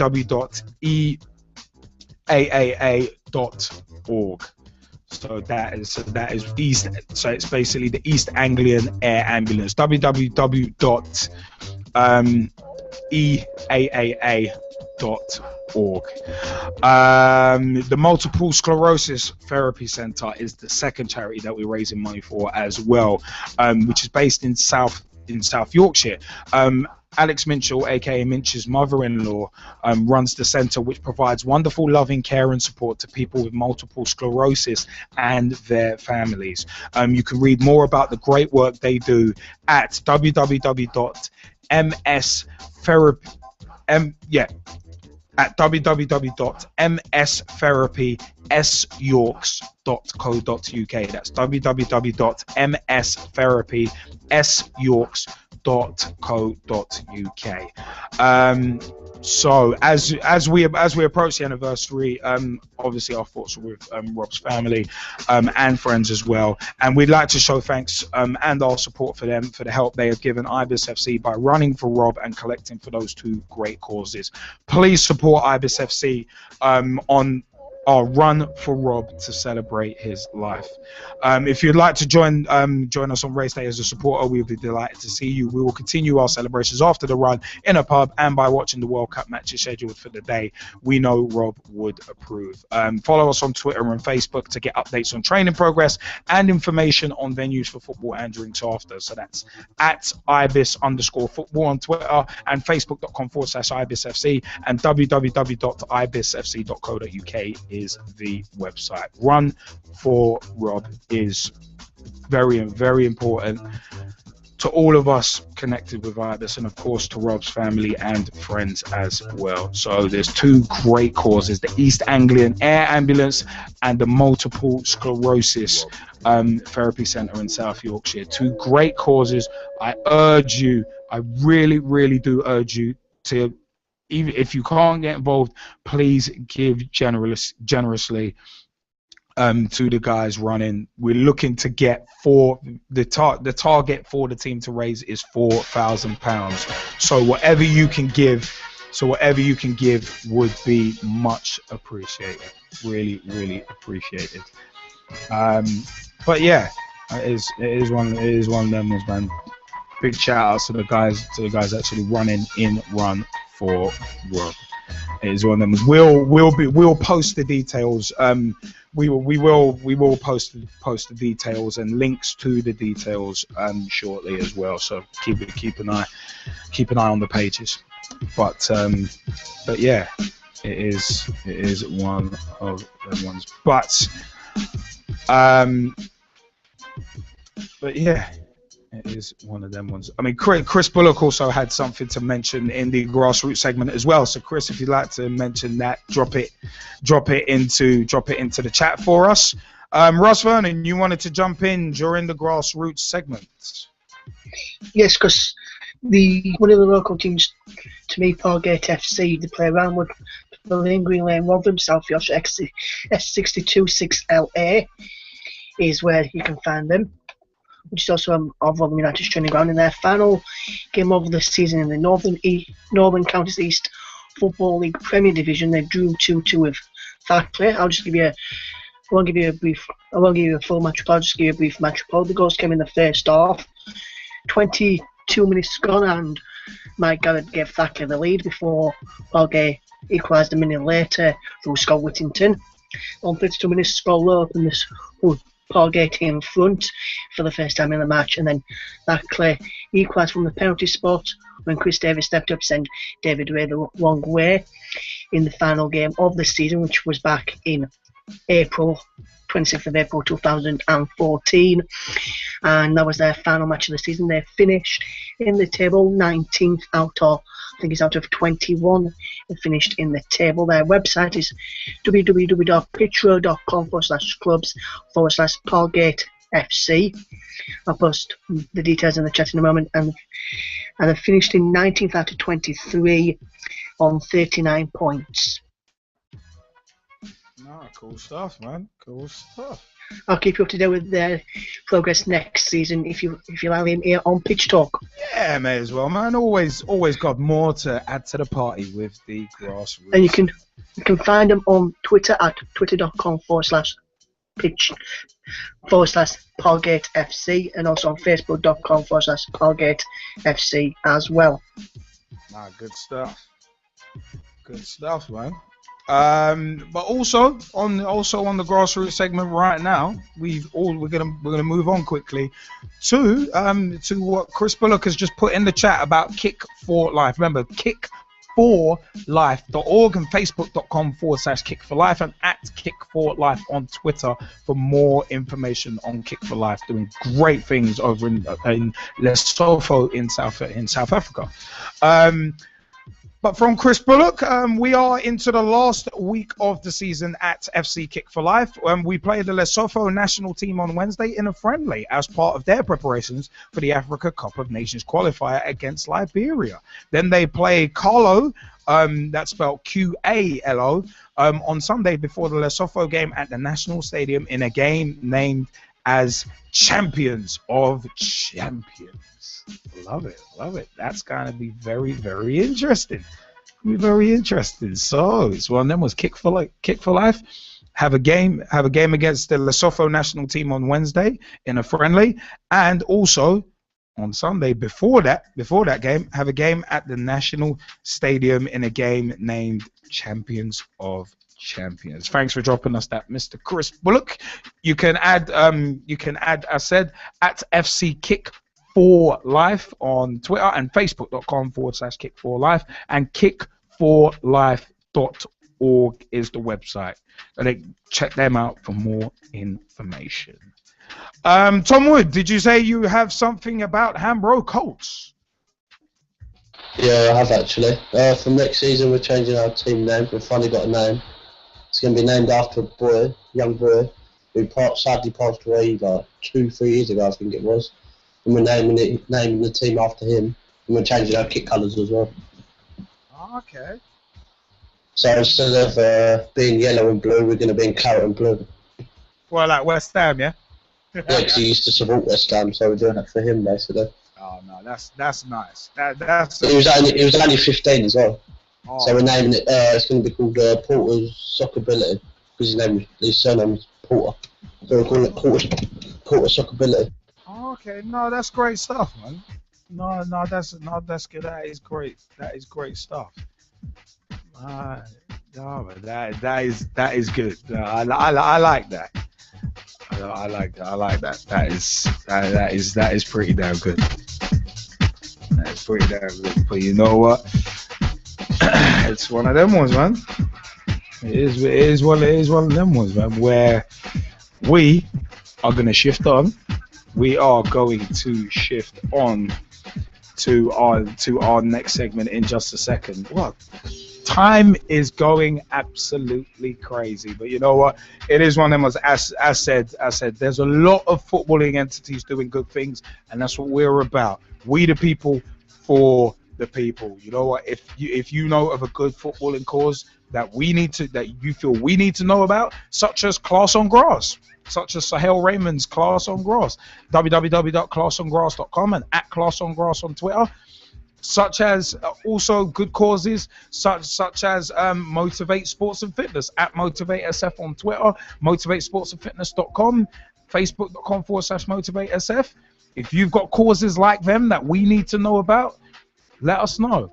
Let us know. Also, Bradford City Disability FC as well, BDFC.com. It's one of them ones, man. If you've got good football causes that you feel we need to know about, please let us know. pitchtalk@gmail.com, and we'd love to hear it. We'll give it the airtime on the grassroots segment as well. We'll definitely give it the airtime.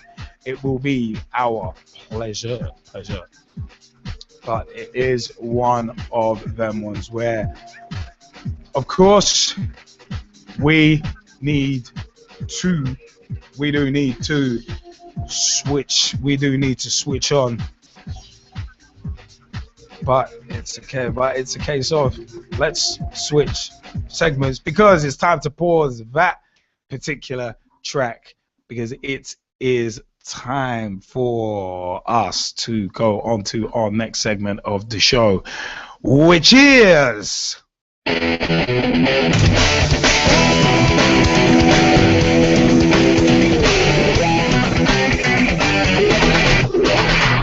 a cigar?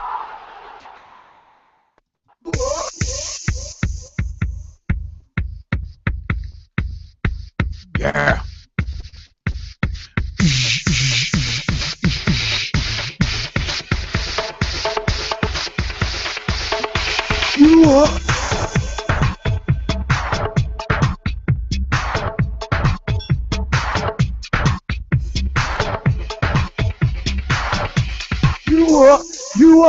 You what? This is Pitch Talk, your Monday night football fix. This is Pitch Talk, nothing but football. You what? Oh my God, we are into some of the more random stories of the week. And a big shout out to Stephen His Ladies FC as well, who recently had a friendly, against Queen's Park Rangers. Against QPR, and yeah, good stuff. That's good stuff. But yeah, it was one of them. Was a spirited fight in the inaugural game against higher league opposition. Stephen His Ladies FC put up a spirited fight in their inaugural game with a 3-1 defeat to QPR ladies at the Lamex Stadium. That was from May 1st. So it's one of them was right. But big shout out to Dave Potter as well, and Mike Hardiman, of course, putting us in contact with Dave. But you know what? Sam Allardyce remains boss at West Ham. That's not weird. But West Ham want a top 10 finish. They want more than that. From May 20th, 2014, Sam Allardyce will still be the manager of West Ham next season. But the club's board has demanded more attacking football and a top 10 finish in the league.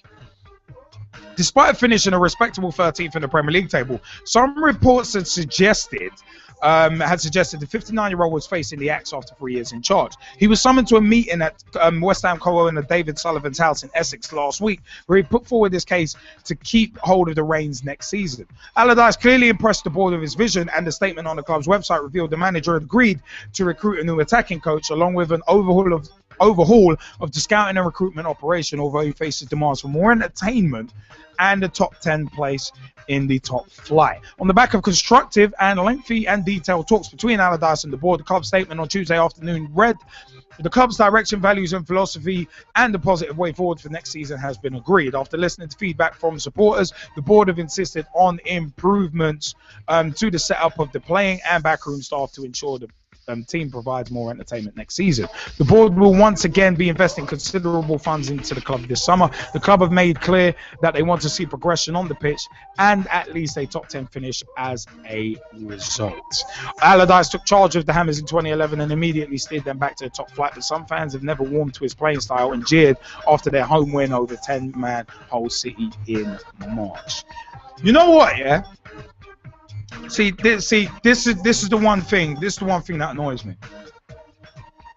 You can't have in the Premier League. It's very difficult to get the best of both worlds: a top 10 finish and attacking football with the limited resources that Sam Allardyce has at West Ham. If you want more attacking football, West Ham is one of them ones. Gold, Sullivan, Brady. You've got to give Allardyce a lot more money. I love the fact that they're saying the board will once again be investing considerable funds into the club. But they didn't invest that much in the summer because the owners were like, mate, we ain't really got any money to invest. So it's one of them ones. You're sending out counterintuitive messages. At the end of the day, it's a case of either you want stability in the club, or you want Allardyce to go for broke. Which one? Because having both with limited resources that West Ham have got, you can't really have. So, and actually, you know what, Mike Hardiman, you ask a good question there. Would you like to articulate that for the people? Yeah, I was literally just thinking for a second there about that. What's going to happen if they were to finish 11th on goal difference or like by the points? That's a good point. I don't know. I don't know. I guess that would in part depend on. I guess it would depend on how attacking the brand of football is. Maybe, I don't know. This is just me guessing, but it may also depend on how much money Allardyce spends. See, this is the thing. This is where there are so many weird stipulations. So I don't know, man. I don't know. It's a weird one. It is a weird thing to come out with. I personally don't think chairman should be coming out and saying we want to play this kind of football, we want to play that kind of football. It's a case of the manager, it's his job to get the best out of the tools he's been given. Let the manager do it. Don't put extra pressure on the manager to get, an attacking brand of football and win. You shouldn't be doing that.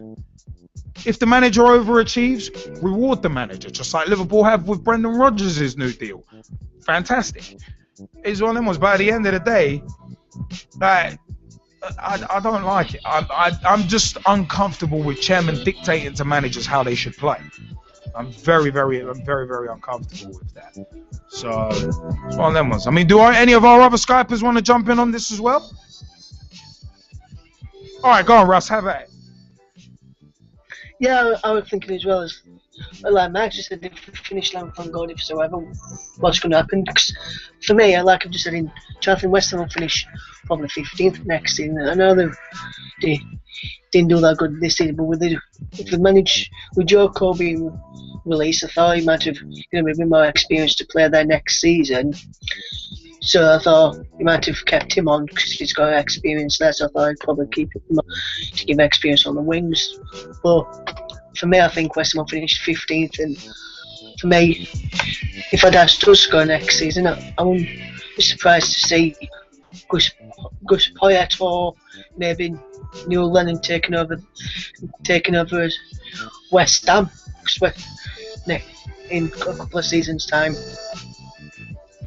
Well, I don't know if I'd make that sort of leap in terms of speculation, because that's where rumors start, and of course we're not about rumors here. But the fact of the matter is, it's a case of, all right, they want Gold and Sullivan, the owners want more attacking football, but how long are they going to give Allardyce? That's, I think, the main question that needs to be asked. So it's one of them. But I mean, Mike Harneman, what you put in the Skype chat was quite interesting. Would you like to articulate that for people? Yeah, it's kind of they're trying to make it a bit like Football Manager, the game. It's basically, if you're underperforming in that game, you'll get a message through saying, well, the chairman will give you a message saying, you know, if results don't pick up, then we'll have to relieve you of your duties, basically. And then, if you lose that next game, then you'll obviously get sacked, or, well, you would get sacked from the position. Yeah. But then it's one of them ones. That's a computer game. I mean, at the end of the day, computer games are real life. Yeah, some players can be brilliant on Football Manager, but crap in real life. But the fact of the matter is, I mean, Ross Vernon has said give till Christmas, and it's like, no, that's not long enough. I'm sorry, but if you want to change a philosophy of football, it took Barca like a decade to change their footballing philosophy. So you can't do that overnight. I mean, it took Brendan Rodgers a season to get the players molded into his way of thinking. Pass and move was an old Liverpool style of play and philosophy anyway. So it was just going back. It was going back to a previous philosophy. But the fact of the matter is, you can't do that in half the season. It's that kind of short-termism. It's that kind of short-termism that will end up hamstringing a manager and buggering over a club. Because then when you bring in another manager, they're not necessarily going to subscribe to that same theory, and the players are going to have to adjust again. So for me, it's like, for me, nah. I don't like. I said I don't like the idea of chairman dictating. I don't like the idea of chairman dictating how teams should play. It should be the manager. Let the manager play how he wants to get the best out of the tools he has. So big shout out to DJ Rhodium, actually. Just thanks for the retweet. Big shout out to DJ Rhodium. Big shouts. Who's an Everton supporter. He kept that well hidden, actually. But it's one of them ones. But yeah, DJ Rhodium, we actually know him from the old Play Vibes days. So what's up, Rhody? But hey, it's one of them ones. But we gotta move. We gotta move. We gotta move onto our next What's Up With That moment. which just so happens to be one of the most moronic stories. One of the most moronic stories I've seen this week. No prizes for guessing what it is. No prizes for guessing what it is, but it is to do with Yaya Toure. And Yaya Toure considering leaving Manchester City because the club failed to wish him happy birthday. Now, this was just so stupid. It's untrue. The Ivorian midfielder confirms his agent Dimitri Seluk's argument that he feels disrespected, despite Man City releasing videos showing they did sing and give him a cake. From 21st of May 2014, Yaya Toure, star of Man City's title-winning side this season, was threatening to force a move from the Etihad Stadium this summer after being upset by the club's failure to mark his 31st birthday sufficiently. Bear with me on this. On a day of farce surrounding the Ivory Coast midfielder, Toure denied then confirmed claims by his agent that he was unhappy at the club. With City robustly rejected the possibility of Toure being sold or offered a new contract, the prospect of an acrimonious battle between the club and player has been raised by the incredible comments of his Russian advisor Dimitri Seluk. Yaya is so upset he is thinking of leaving City. Seluk said there are a number of things that have happened that have left Yaya feeling bitterly upset. City have treated him with disrespect and have really hurt him. What happened at his birthday meant the club don't care about him. It was proof. They could say whatever they want. Oh, we like him, but we forgot. None of them shook his hand on his birthday. It's really sick. The club's owners ate a 100-kilogram cake after winning the Premier League this season, but when they and the players were all together, none of them shook his hand on his birthday. It shows they don't care about him. They don't know that money can't buy relationships. No sheikh can buy a relationship. Oh, good God. Toure, who has complained on more than one occasion. Oh, that's funny.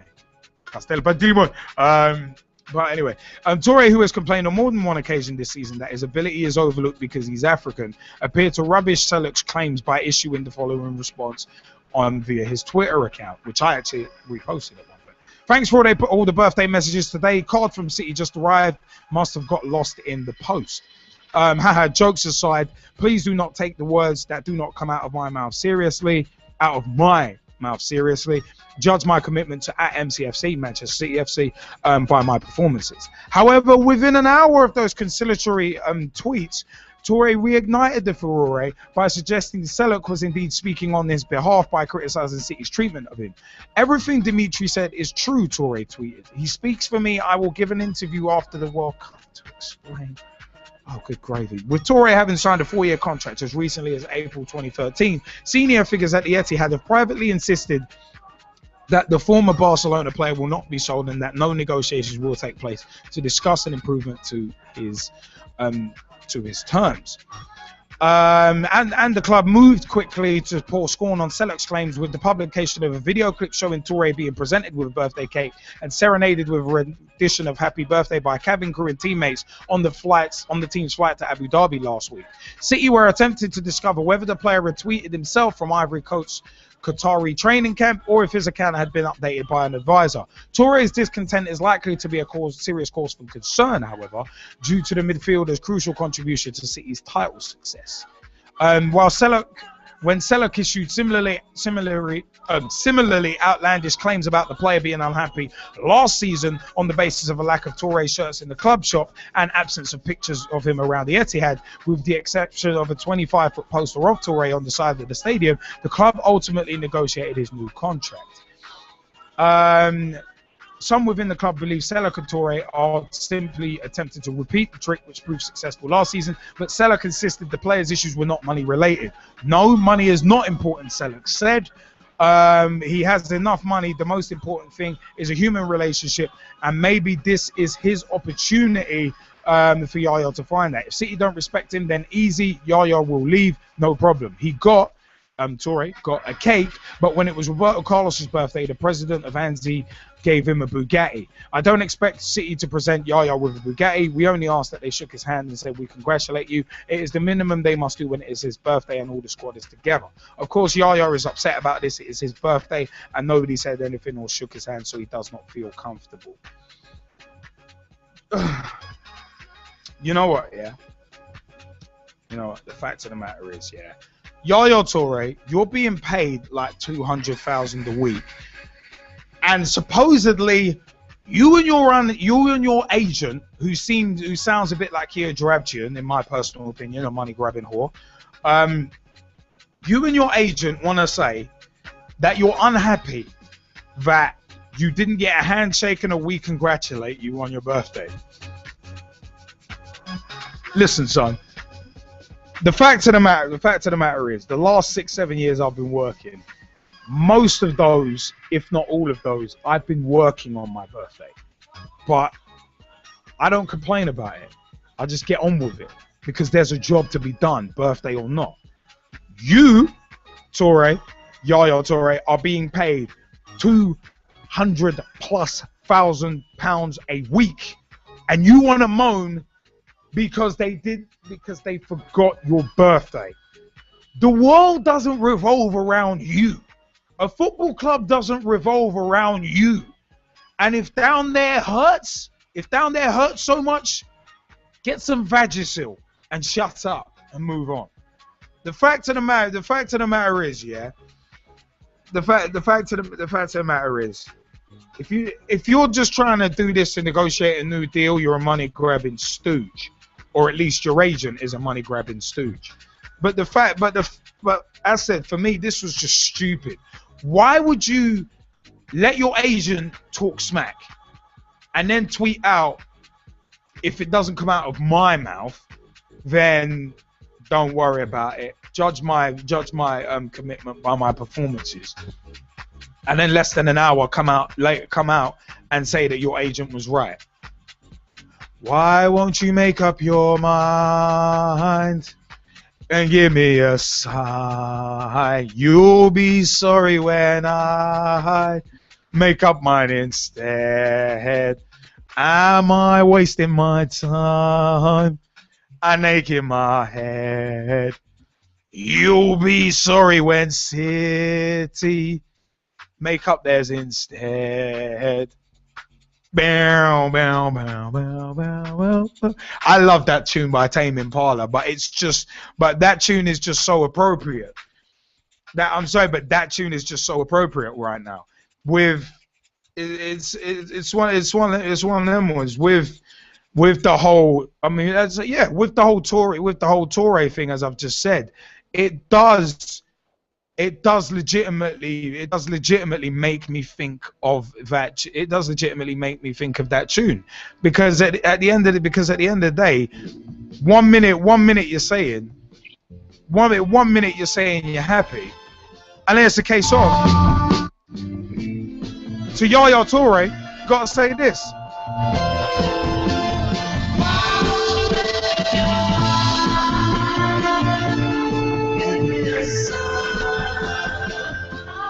Make up your mind, Yaya Toure, you'll be and aching my head. That's what the sheikhs are thinking about Yaya Toure.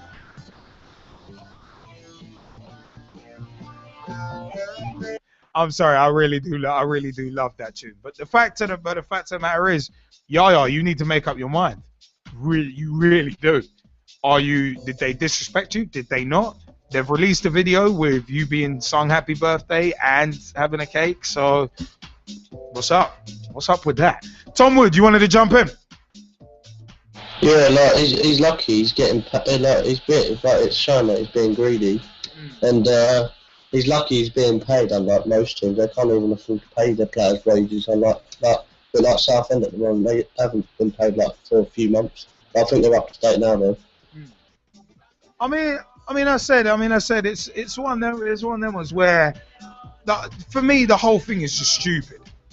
The whole thing is just absolutely stupid. And like, I don't know. I mean, it's one of them ones. A lot of people say footballers are overpaid, overpampered prima donnas, and this kind of thing just helps to not only not just reiterate that, but reinforce that thought as well. So it's just one of them. I mean, Ross Vernon, you want to jump in on this? Yeah, because I don't know if you saw UFO Town's official Twitter over there as well, because they actually sent him a cake that said, "Happy birthday, Yaya, from all your friends at UFO YTFC," and after people saw that, they were thinking we'll probably join UFO Town. That's just some proper crap disturbing right there. That's all it is. You know you ain't gonna join UFO. Come on, that's obviously. Wait, Jamie Bailey, you want to jump in on this as well? Yeah, before it cuts out again, we spoke about this during the week. Yes, we did, and my views were a lot more extreme than I've said tonight. Yeah, I've kind of missed it, and I apologize because my internet seems to want to play up at certain periods of time in the night. But yeah, this whole Yaya Toure thing, it's just a case of him wanting to get more money and more fame, because, as he said a few weeks before, he said the only reason why he hasn't been named PFA Player of the Year yet is because he's black. Well, he said that he said it's because he's African, actually, but yes. Well, African then. I mean, being African and black are two different things. You don't have to be black to be African. So yeah, I know. Just want to know that I'm from the Caribbean. Just want to and separate that. So no, it's just that, for him to say that he never got a celebration of his birthday cake, and then seeing a video of him receiving a birthday cake on the plane to, I don't know where they went for their pre-season. Abu Dhabi. Yeah. It's almost like, yeah, you're doing it for the money then, aren't you? Really. Not just because you're African, it's just the fact that you just want more money and more fame out of considering what everybody else is getting at Man City. And yeah, he's everybody calls him the undercard, but then it's almost like his agent is keeping him out of the spotlight so that he doesn't get himself into trouble like the rest of them. And yeah, it's a good thing, but also it's almost like the agent is he's trying to weigh up his options. Business thinking, keep him out of the headlines. And personally, if the guy wants to be in the headlines, then put him in it. But it's almost, but as I see it, if there's any money being thrown around about this whole birthday cake thing, then as the song that Rihanna started singing with Chris Brown, I'm sure if anybody's heard it, then you'll know the lyrics, and I shouldn't have to repeat them on air. So yeah, get him a cake and try and get somebody to sing to him. That helps. All I'm saying is that Rihanna Chris Brown reference was kind of lost. It was kind of lost on me, actually. But I can't say the words. That's the reason why. Okay. It's a Chris Brown bit where it actually says what I'm trying to say, but I can't say it. Okay. I said that reference was completely lost on me anyway. But you know what? In terms of birthdays, hey, there are some people who on their birthday just think of this. Life sucks, and then you die. This is one of them ones. You got some people who think that on their birthdays, and it's not because they don't get a cake. It's probably because they ain't got a house to live in. It's probably because they ain't got running water in their house. So a birthday doesn't really mean that much. It might be because they ain't got their family around them. So it's one of them ones. Yaya Toure, I'm sorry, but he needs to shut his face and move on. It's one of them. And Chris Bullock has said something very funny in the Skype chat. He said, I hope this doesn't set a trend now. I don't have the budget to buy all our players' birthday cakes on their birthday. See, there's one of them ones. See, it's tremendous. Oh, it's tremendous. It's absolutely tremendous. It's one of them ones. You ain't getting a birthday cake. You're just getting a tweet. You're getting a tweet or a text, and that's it. So, it's one of them ones, man. The whole thing is just absolutely stupid. Yaya, if your feelings are hurt, you know what to do. So that's all I can say. But it's Paddy Power shit. Oh my god, they probably already have. But you know what? Yeah, it is one of them ones where we've got to pause that track as much as I like it. Actually, it's Maya Jane Coles is fantastic. But you know what? It is one of them ones. Remember, we're doing stuff for the season in a second, but we're going to be here all summer. We got a lot of special feature segments lined up, so we're going to be here all summer. Plus, the World Cup's coming up in a couple of weeks. But you know what? Let's roll into the final segment of the show, which is...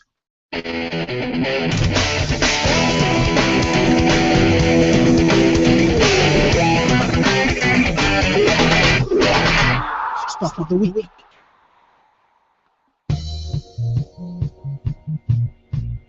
This is Stuff of the Season.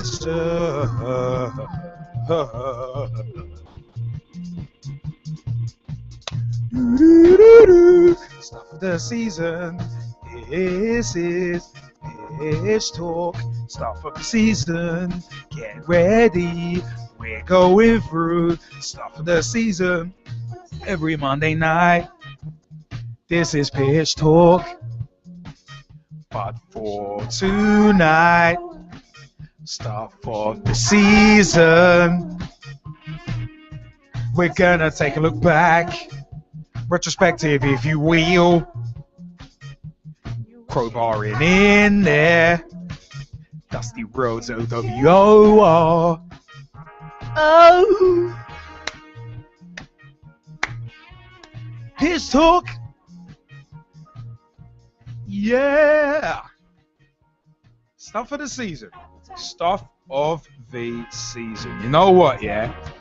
Where we are going to start with stuff of the season. Because the G-Man and Jazzy Fizzle have actually sent in their stuff. Because they couldn't be here tonight, unfortunately. But stuff of the season. We're going to go with 4. Player of the season first. Jazzy Fizzle has said player has to be Suarez. The G-Man has said player of the season Cristiano Ronaldo. You know what? Player of the season. I am going to go. I can't look much further than Luis Suarez, to be perfectly frank. I mean, it's one of them was his goal scoring record in the league. Redemption after last year's stupidness. He has been a standout player. He has been a standout player. Cristiano Ronaldo deserves honorable mention in terms of obviously winning the Champions League and that. Diego Costa deserves a mention too. But I have to agree with Jazzy Fizzle and go with Suarez as my player of the season. And also an honorable mention to Steven Gerrard too. Could he honorable mention? Tom Wood, player of the season. Well, it's got to go to Southend. He got released earlier on in the week. It's going to go to Freddie Eastwood for serving so well for Southend after scoring about 77 goals in so many appearances. But no, I hear that. Oh, he's just dropped off a sec. Let's go for Russ Vernon, player of the season. Honourable mention to Luis Suarez, Cristiano Ronaldo, Diego Costa, and Olivier Giroud, because I think he's done well for Arsenal this season. Giroud. But for me, Ross McCormack, Championship leading goal scorer. Can't say much more than that. No, good shout, good shout. Mike Heineman, player of the season. Yeah, for me, it's got to be Luke Freeman. He's been the only bright spark in an otherwise disappointing season down at Stevenage, to be honest. Hopefully we can keep hold of him. No, it's one of them ones. Chris Bullock has said player of the season Moruti Tamahain. Sorry, Moruti Tamahain. I hope I've gotten that right. I'm pronouncing the H as silent, so hopefully the first H is silent. So hopefully I've got that right. Maruti Tamahane for Chris Bullock and Kick for Life. I try to get him as close as. Jamie Bailey, Player of the Season. I'm gonna go with a surprise one, just to be controversial, and probably say Joe Hart. Should I give a reason? Not really. Just some of the saves that he pulled off today and this season was outstanding, and Simon Mignolet as well. Oh, that's an interesting shout with Mignolet. That's a very very interesting shout. You know what? Let's go on to it's one of them ones. Where shall we go next? Let's go for. Sorry, I'm just looking up the G-Man and Jazzy Fizzle's picks. Let's go for Team of the Season. Jazzy Fizzle, I said Atletico Madrid with honourable mentions to Crystal Palace and Manchester City as Team of the Season. And the G-Man has gone for Sunderland and their great escape, League Cup final and FA Cup semi-final run. Honourable mention to Atletico. My team of the season is actually going to be slightly different, and it's going to be completely based on personal reasons. My team of the season, honourable mention to Atletico Madrid, honourable mention to Man United because of the 10 months of hilarity that they gave me. But my honest team of the season is split between Liverpool Football Club and Ibis Football Club as well. 2 reasons. Liverpool's title run was absolutely mad. Did not expect it. It gave thrills, spills, and everything in between. And the electrifying brand of football was just a joy to watch all season. But also with Liverpool, in celebration of the '96, that match gave me the opportunity to go up to Anfield for the very first time. 25th anniversary of Hillsborough. What an atmosphere it was. In the ground, outside the ground. I'd like to thank Liverpool Football Club, the Hillsborough Family Support Group, and the Liverpool FC Foundation as well. It's one of them ones. It was a fantastic season for me in that regard. And also, I'd like to give it to Ibis Football Club in equal measure as well, because I've had some moments this season that I will never forget as captain of the Fours. And from scoring my first goal for the club to being given the captaincy at the end of last season when Boydie stepped down, it's been on every level personally, even though we got relegated, on every level personally, it's been a fantastic season for the Ibis Fours and for the Ibis as a club as well. From the brink, from very much the brink of extinction to looking good for the future next season. It's been what a long strange trip has been, as I said on my end of season review video. It's been a fantastic season. So Liverpool Football Club and Ibis Football Club, as said, for completely personal reasons, my teams of the season. I'm not going to split between them. The 2 clubs that I love the most, that's that. Let's go for Tom Wood. Who you going for, team of the season? Hull City. Okay, why is that? So they really found the cups, like especially the FA Cup. No, that's a good shout. No, that's actually a very, very good shout. Let's go for. Looks like Stan Collingwood's burning bridges on Twitter again. But anyway, that's a different story. Russ Vernon, who are you going for? Team of the season. My team of the season must be you guys, Pitch Talk, for brilliant updates on the Premier League season and also brilliant shows throughout the season. So, Liam, Jesse, and G-Man, you're my team of the season, along with Man United. Oh, crap, and Man United. Oh, God, that's funny.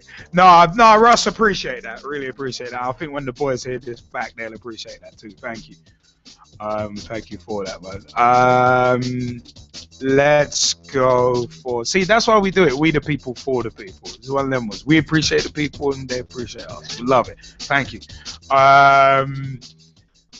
Jamie Bailey, team of the season. I'm gonna be. I should be synonymous with the number 2 again, but I'm not gonna. I'm gonna actually go a bit more higher and go with 4 this season. So I'll double it. I don't know where you're going with this, so. I hope. Well, it's just gonna stick with the team of the season, basically. I would say the team of the season for me, well, to start off with, has to be Ibis, for even giving me the chance just to play, which was good. Although I was sick in one of the games, I was still able to play for the full 90 minutes. Not my greatest moment in football. I will go with also Queen's Park Rangers for the fact that they have been relegated and are pretty much burdened with this debt, but managed to get through it. And hopefully we'll be able to pay it off and try and use the academy players a bit more. Also, I might have to go with Real Madrid because of the way they took apart Bayern Munich, which was actually quite hilarious to watch. And I'm going to put two teams on the fourth round, which would probably be Arsenal and Liverpool. I would say Manchester United, but you know what? Hilarity is pretty much over as they now have a manager, a decent manager. Yeah. But Arsenal and Liverpool joint in the middle. No, I hear that. Decent season. Yeah. So, yeah. No, I hear that. Mike Harneman, who you going for? Team of the season. Yeah, I'm going to agree with Russ actually and say you guys for your brilliant updates and shows throughout the season. And I'm also going to say Fleetwood for getting promoted. No, good shout. 6 in 10 seasons as well now, so that's really, really good for them. No, very good shouts, and thank you as well. Chris Bullock has said, have to go FC Kick for Life and Kick for Life ladies for all the success we've had this season. That's good stuff. That is good stuff. Let's go for goal of the season. Gerald has said it's a tough one, so he hasn't actually given a goal of the season. But goal of the season, sticking by it, Jack Wilshere versus Norwich, against Norwich. Great goal. It's a good team goal. Goal of the season.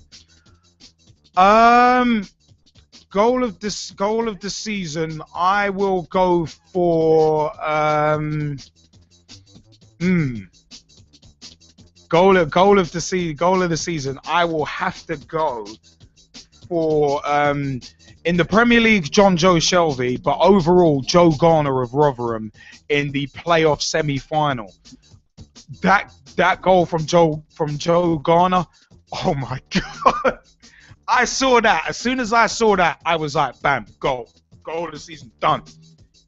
Is one of them was that goal against Rotherham to equalise was just fantastic. Joe Garner, you get my goal of the season. As soon as I saw that, it was like, yeah, kill it, done it, bun it, wrap it up in a bow, done.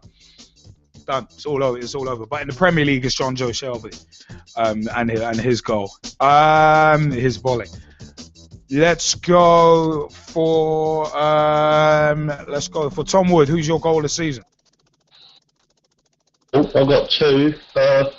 Odi Badu from yesterday's from the Orient game, Orient v Rotherham, and Alex Ravel second. I hear that. Jamie Bailey, who you going for? Goal of the season. I think I've already mentioned it already, so I'm just going to go with Route 1. Wait, what? The Route 1 goal that was scored for Ibis in their first game that I played. Wait, that wasn't the one against South Bank, was it? Oh no! Oh yeah, the one against Old Finchlians. Oh yeah.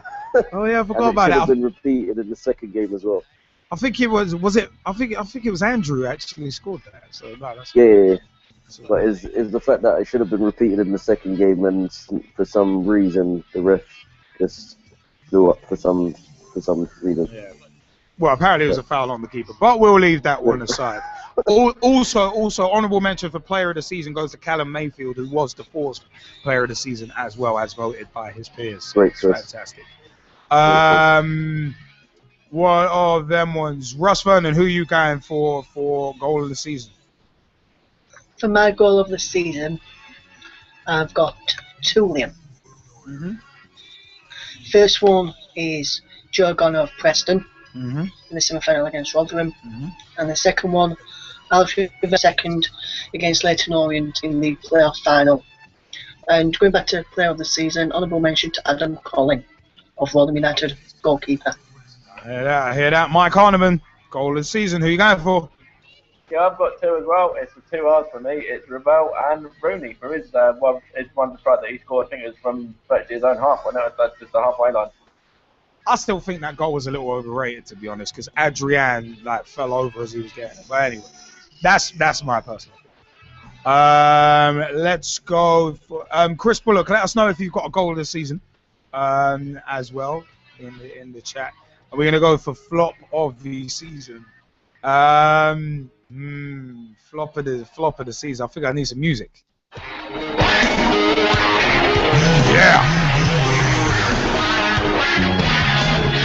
Yeah, I bet I needed some music just to introduce me. But you know what? Yeah, as we just wait on Chris Bullock's goal of the season. Let's go for flop of the season. The G-Man has gone for Daniel Levy, sold best player, bought 7+ players, sacked a treble-winning coach, replaced him for an Arsenal fan, and then finished behind Arsenal, who went on to win the trophy. It's fantastic. I love that. And Jazzy Fizzle has gone simple. Flop is David Moyes. That's coming from a Man United support. Chris Bullock has said the Wilshere goal, any goal by Juan Arango at Mönchengladbach and Morapelli Lesoetsa for FC Kick for Life. Stuff in terms of goal of the season. I hope I got that pronunciation right. But my flop of the season. Flops of the season. I'm split between 3. Fulham for changing managers twice in the season, still getting relegated.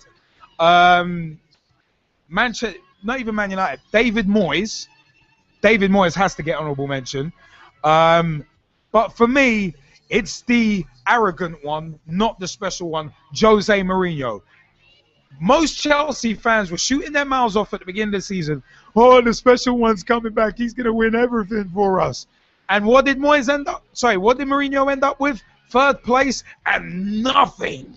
You know what? The fact is, Jose Mourinho, flop of the season, alongside Moyes and alongside Fulham as well. But you know what, yeah? Jose Mourinho, you shot your mouth off calling Arsene Wenger a specialist in failure. What did you win this season? You said, hey, it's one of them ones. You made out like you were going to win everything. And by the way, the clock is ticking. You said if you didn't win anything in 3 seasons, you'd leave Chelsea. Clock is ticking, son. Clock is ticking. Jose Mourinho, the man who loves to shoot, the man who loves to run his mouth and flap his gums. Mourinho, flop of the season. Thank you. Tom Wood, who are you going for? Flop of the season. I'm going for Leeds United. Oh, not again. And the other one's going to go to Gary Rowett, Brighton's manager, after calling Phil Brown a Premier League failure.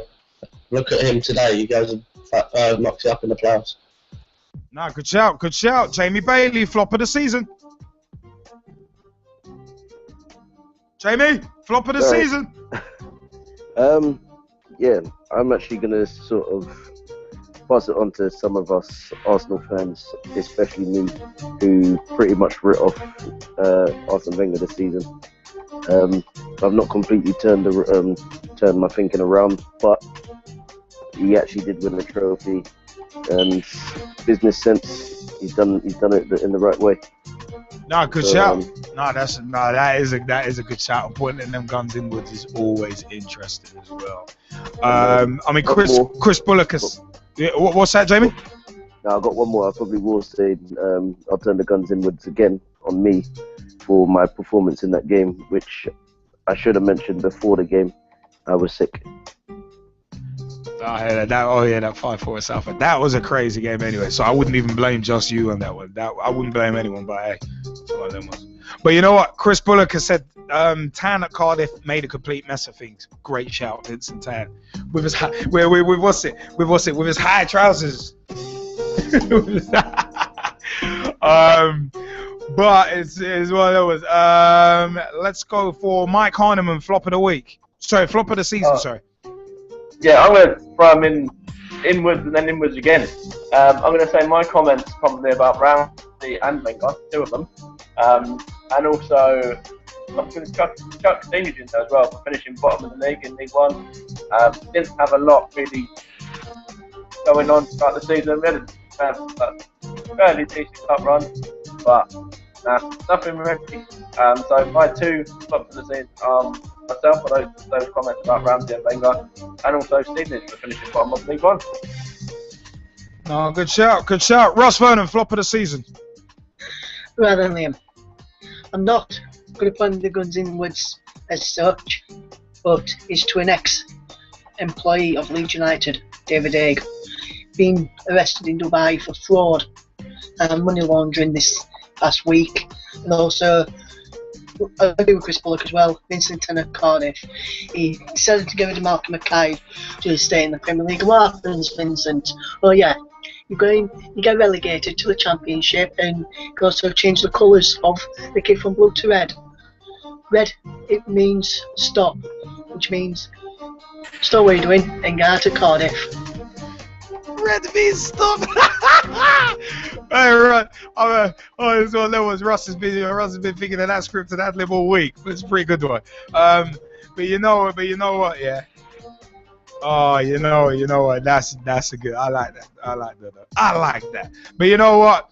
Oh my God, Tom Wood has said Massimo Cellino flop of the season. That's tremendous.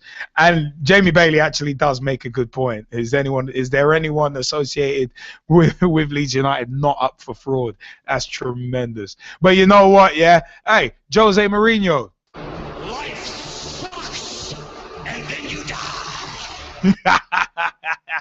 That is one of them ones. But you know what? I will give you a wave, because that is the last show of the regular season for Pitch Talk. But remember, we have a lot of special feature segments over the summer, and we will still be live for your Monday Night Football and Fix. And we got the World Cup coming up. So we're going nowhere this summer. We don't have an off season.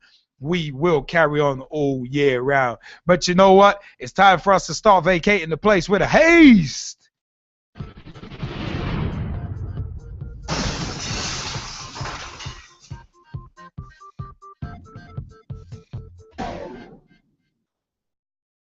Hi, I'm John Sitton, and I'm here with Gavin, Liam, and Gerald on Pitch Talk. The football talk show that pulls no punches and holds back nothing on opinions. Hello, I'm Rob Perez. My name is Christian Carambeu. I'm grassroots coach Manisha Taylor. Hi, I'm Matt Hodgson, director of the 4-Year Plan, and you're listening to Pitch Talk, the only place to get your Monday night footballing fix. Make sure you join the revolution. The pitch is where we eat. The pitch is where we sleep. And the pitch is where we talk. I'm Andy Copeland from the Glennet Southern Amateur League. Philip Wick, I'm CEO of 14. I'm Rob Lusher, former chairman of Ibis FC. I'm Samir Swanee, co-founder and co-director of Motivate Sports and Fitness. And you're listening to Pitch Talk.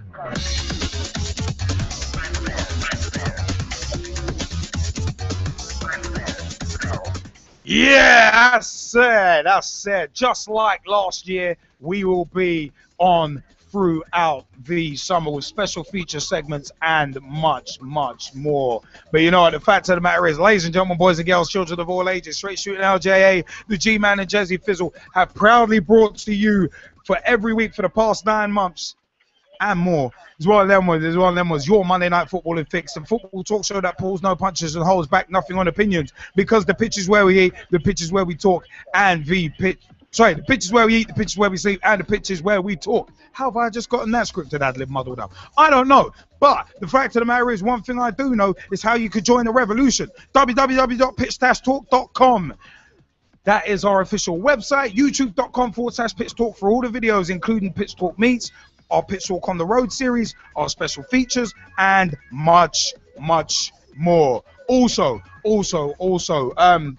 Facebook.com/Pitch Talk. Become a fan, become a friend, become a member of the group. Join the footballing revolution. We are working so hard to create. MySpace.com/Pitch Talk, pitchtalk.blogspot.com or .co.uk. Either one will get you to blogs by yours truly, Straight Shooting LJA, the G-Man, Jazzy Fizzle, Mike Harneman, Russ Vernon, Big T, aka Thomas Hewitt, and at Dave Meir, at Mearsey on Twitter, and many, many, many more. It's one of them. Also at Pitch Talk on Twitter as well. Tweet with us, follow us, see what we're up to. Pitch Talk 1 on Skype. If you want to get involved live in the shows, add us on Skype and join the conversation. It's one of them was also 07535804466 is the mobile number as well. Call us, text us, let us know your views. We're on Google Plus as Pitch Talk Live as well. Find us.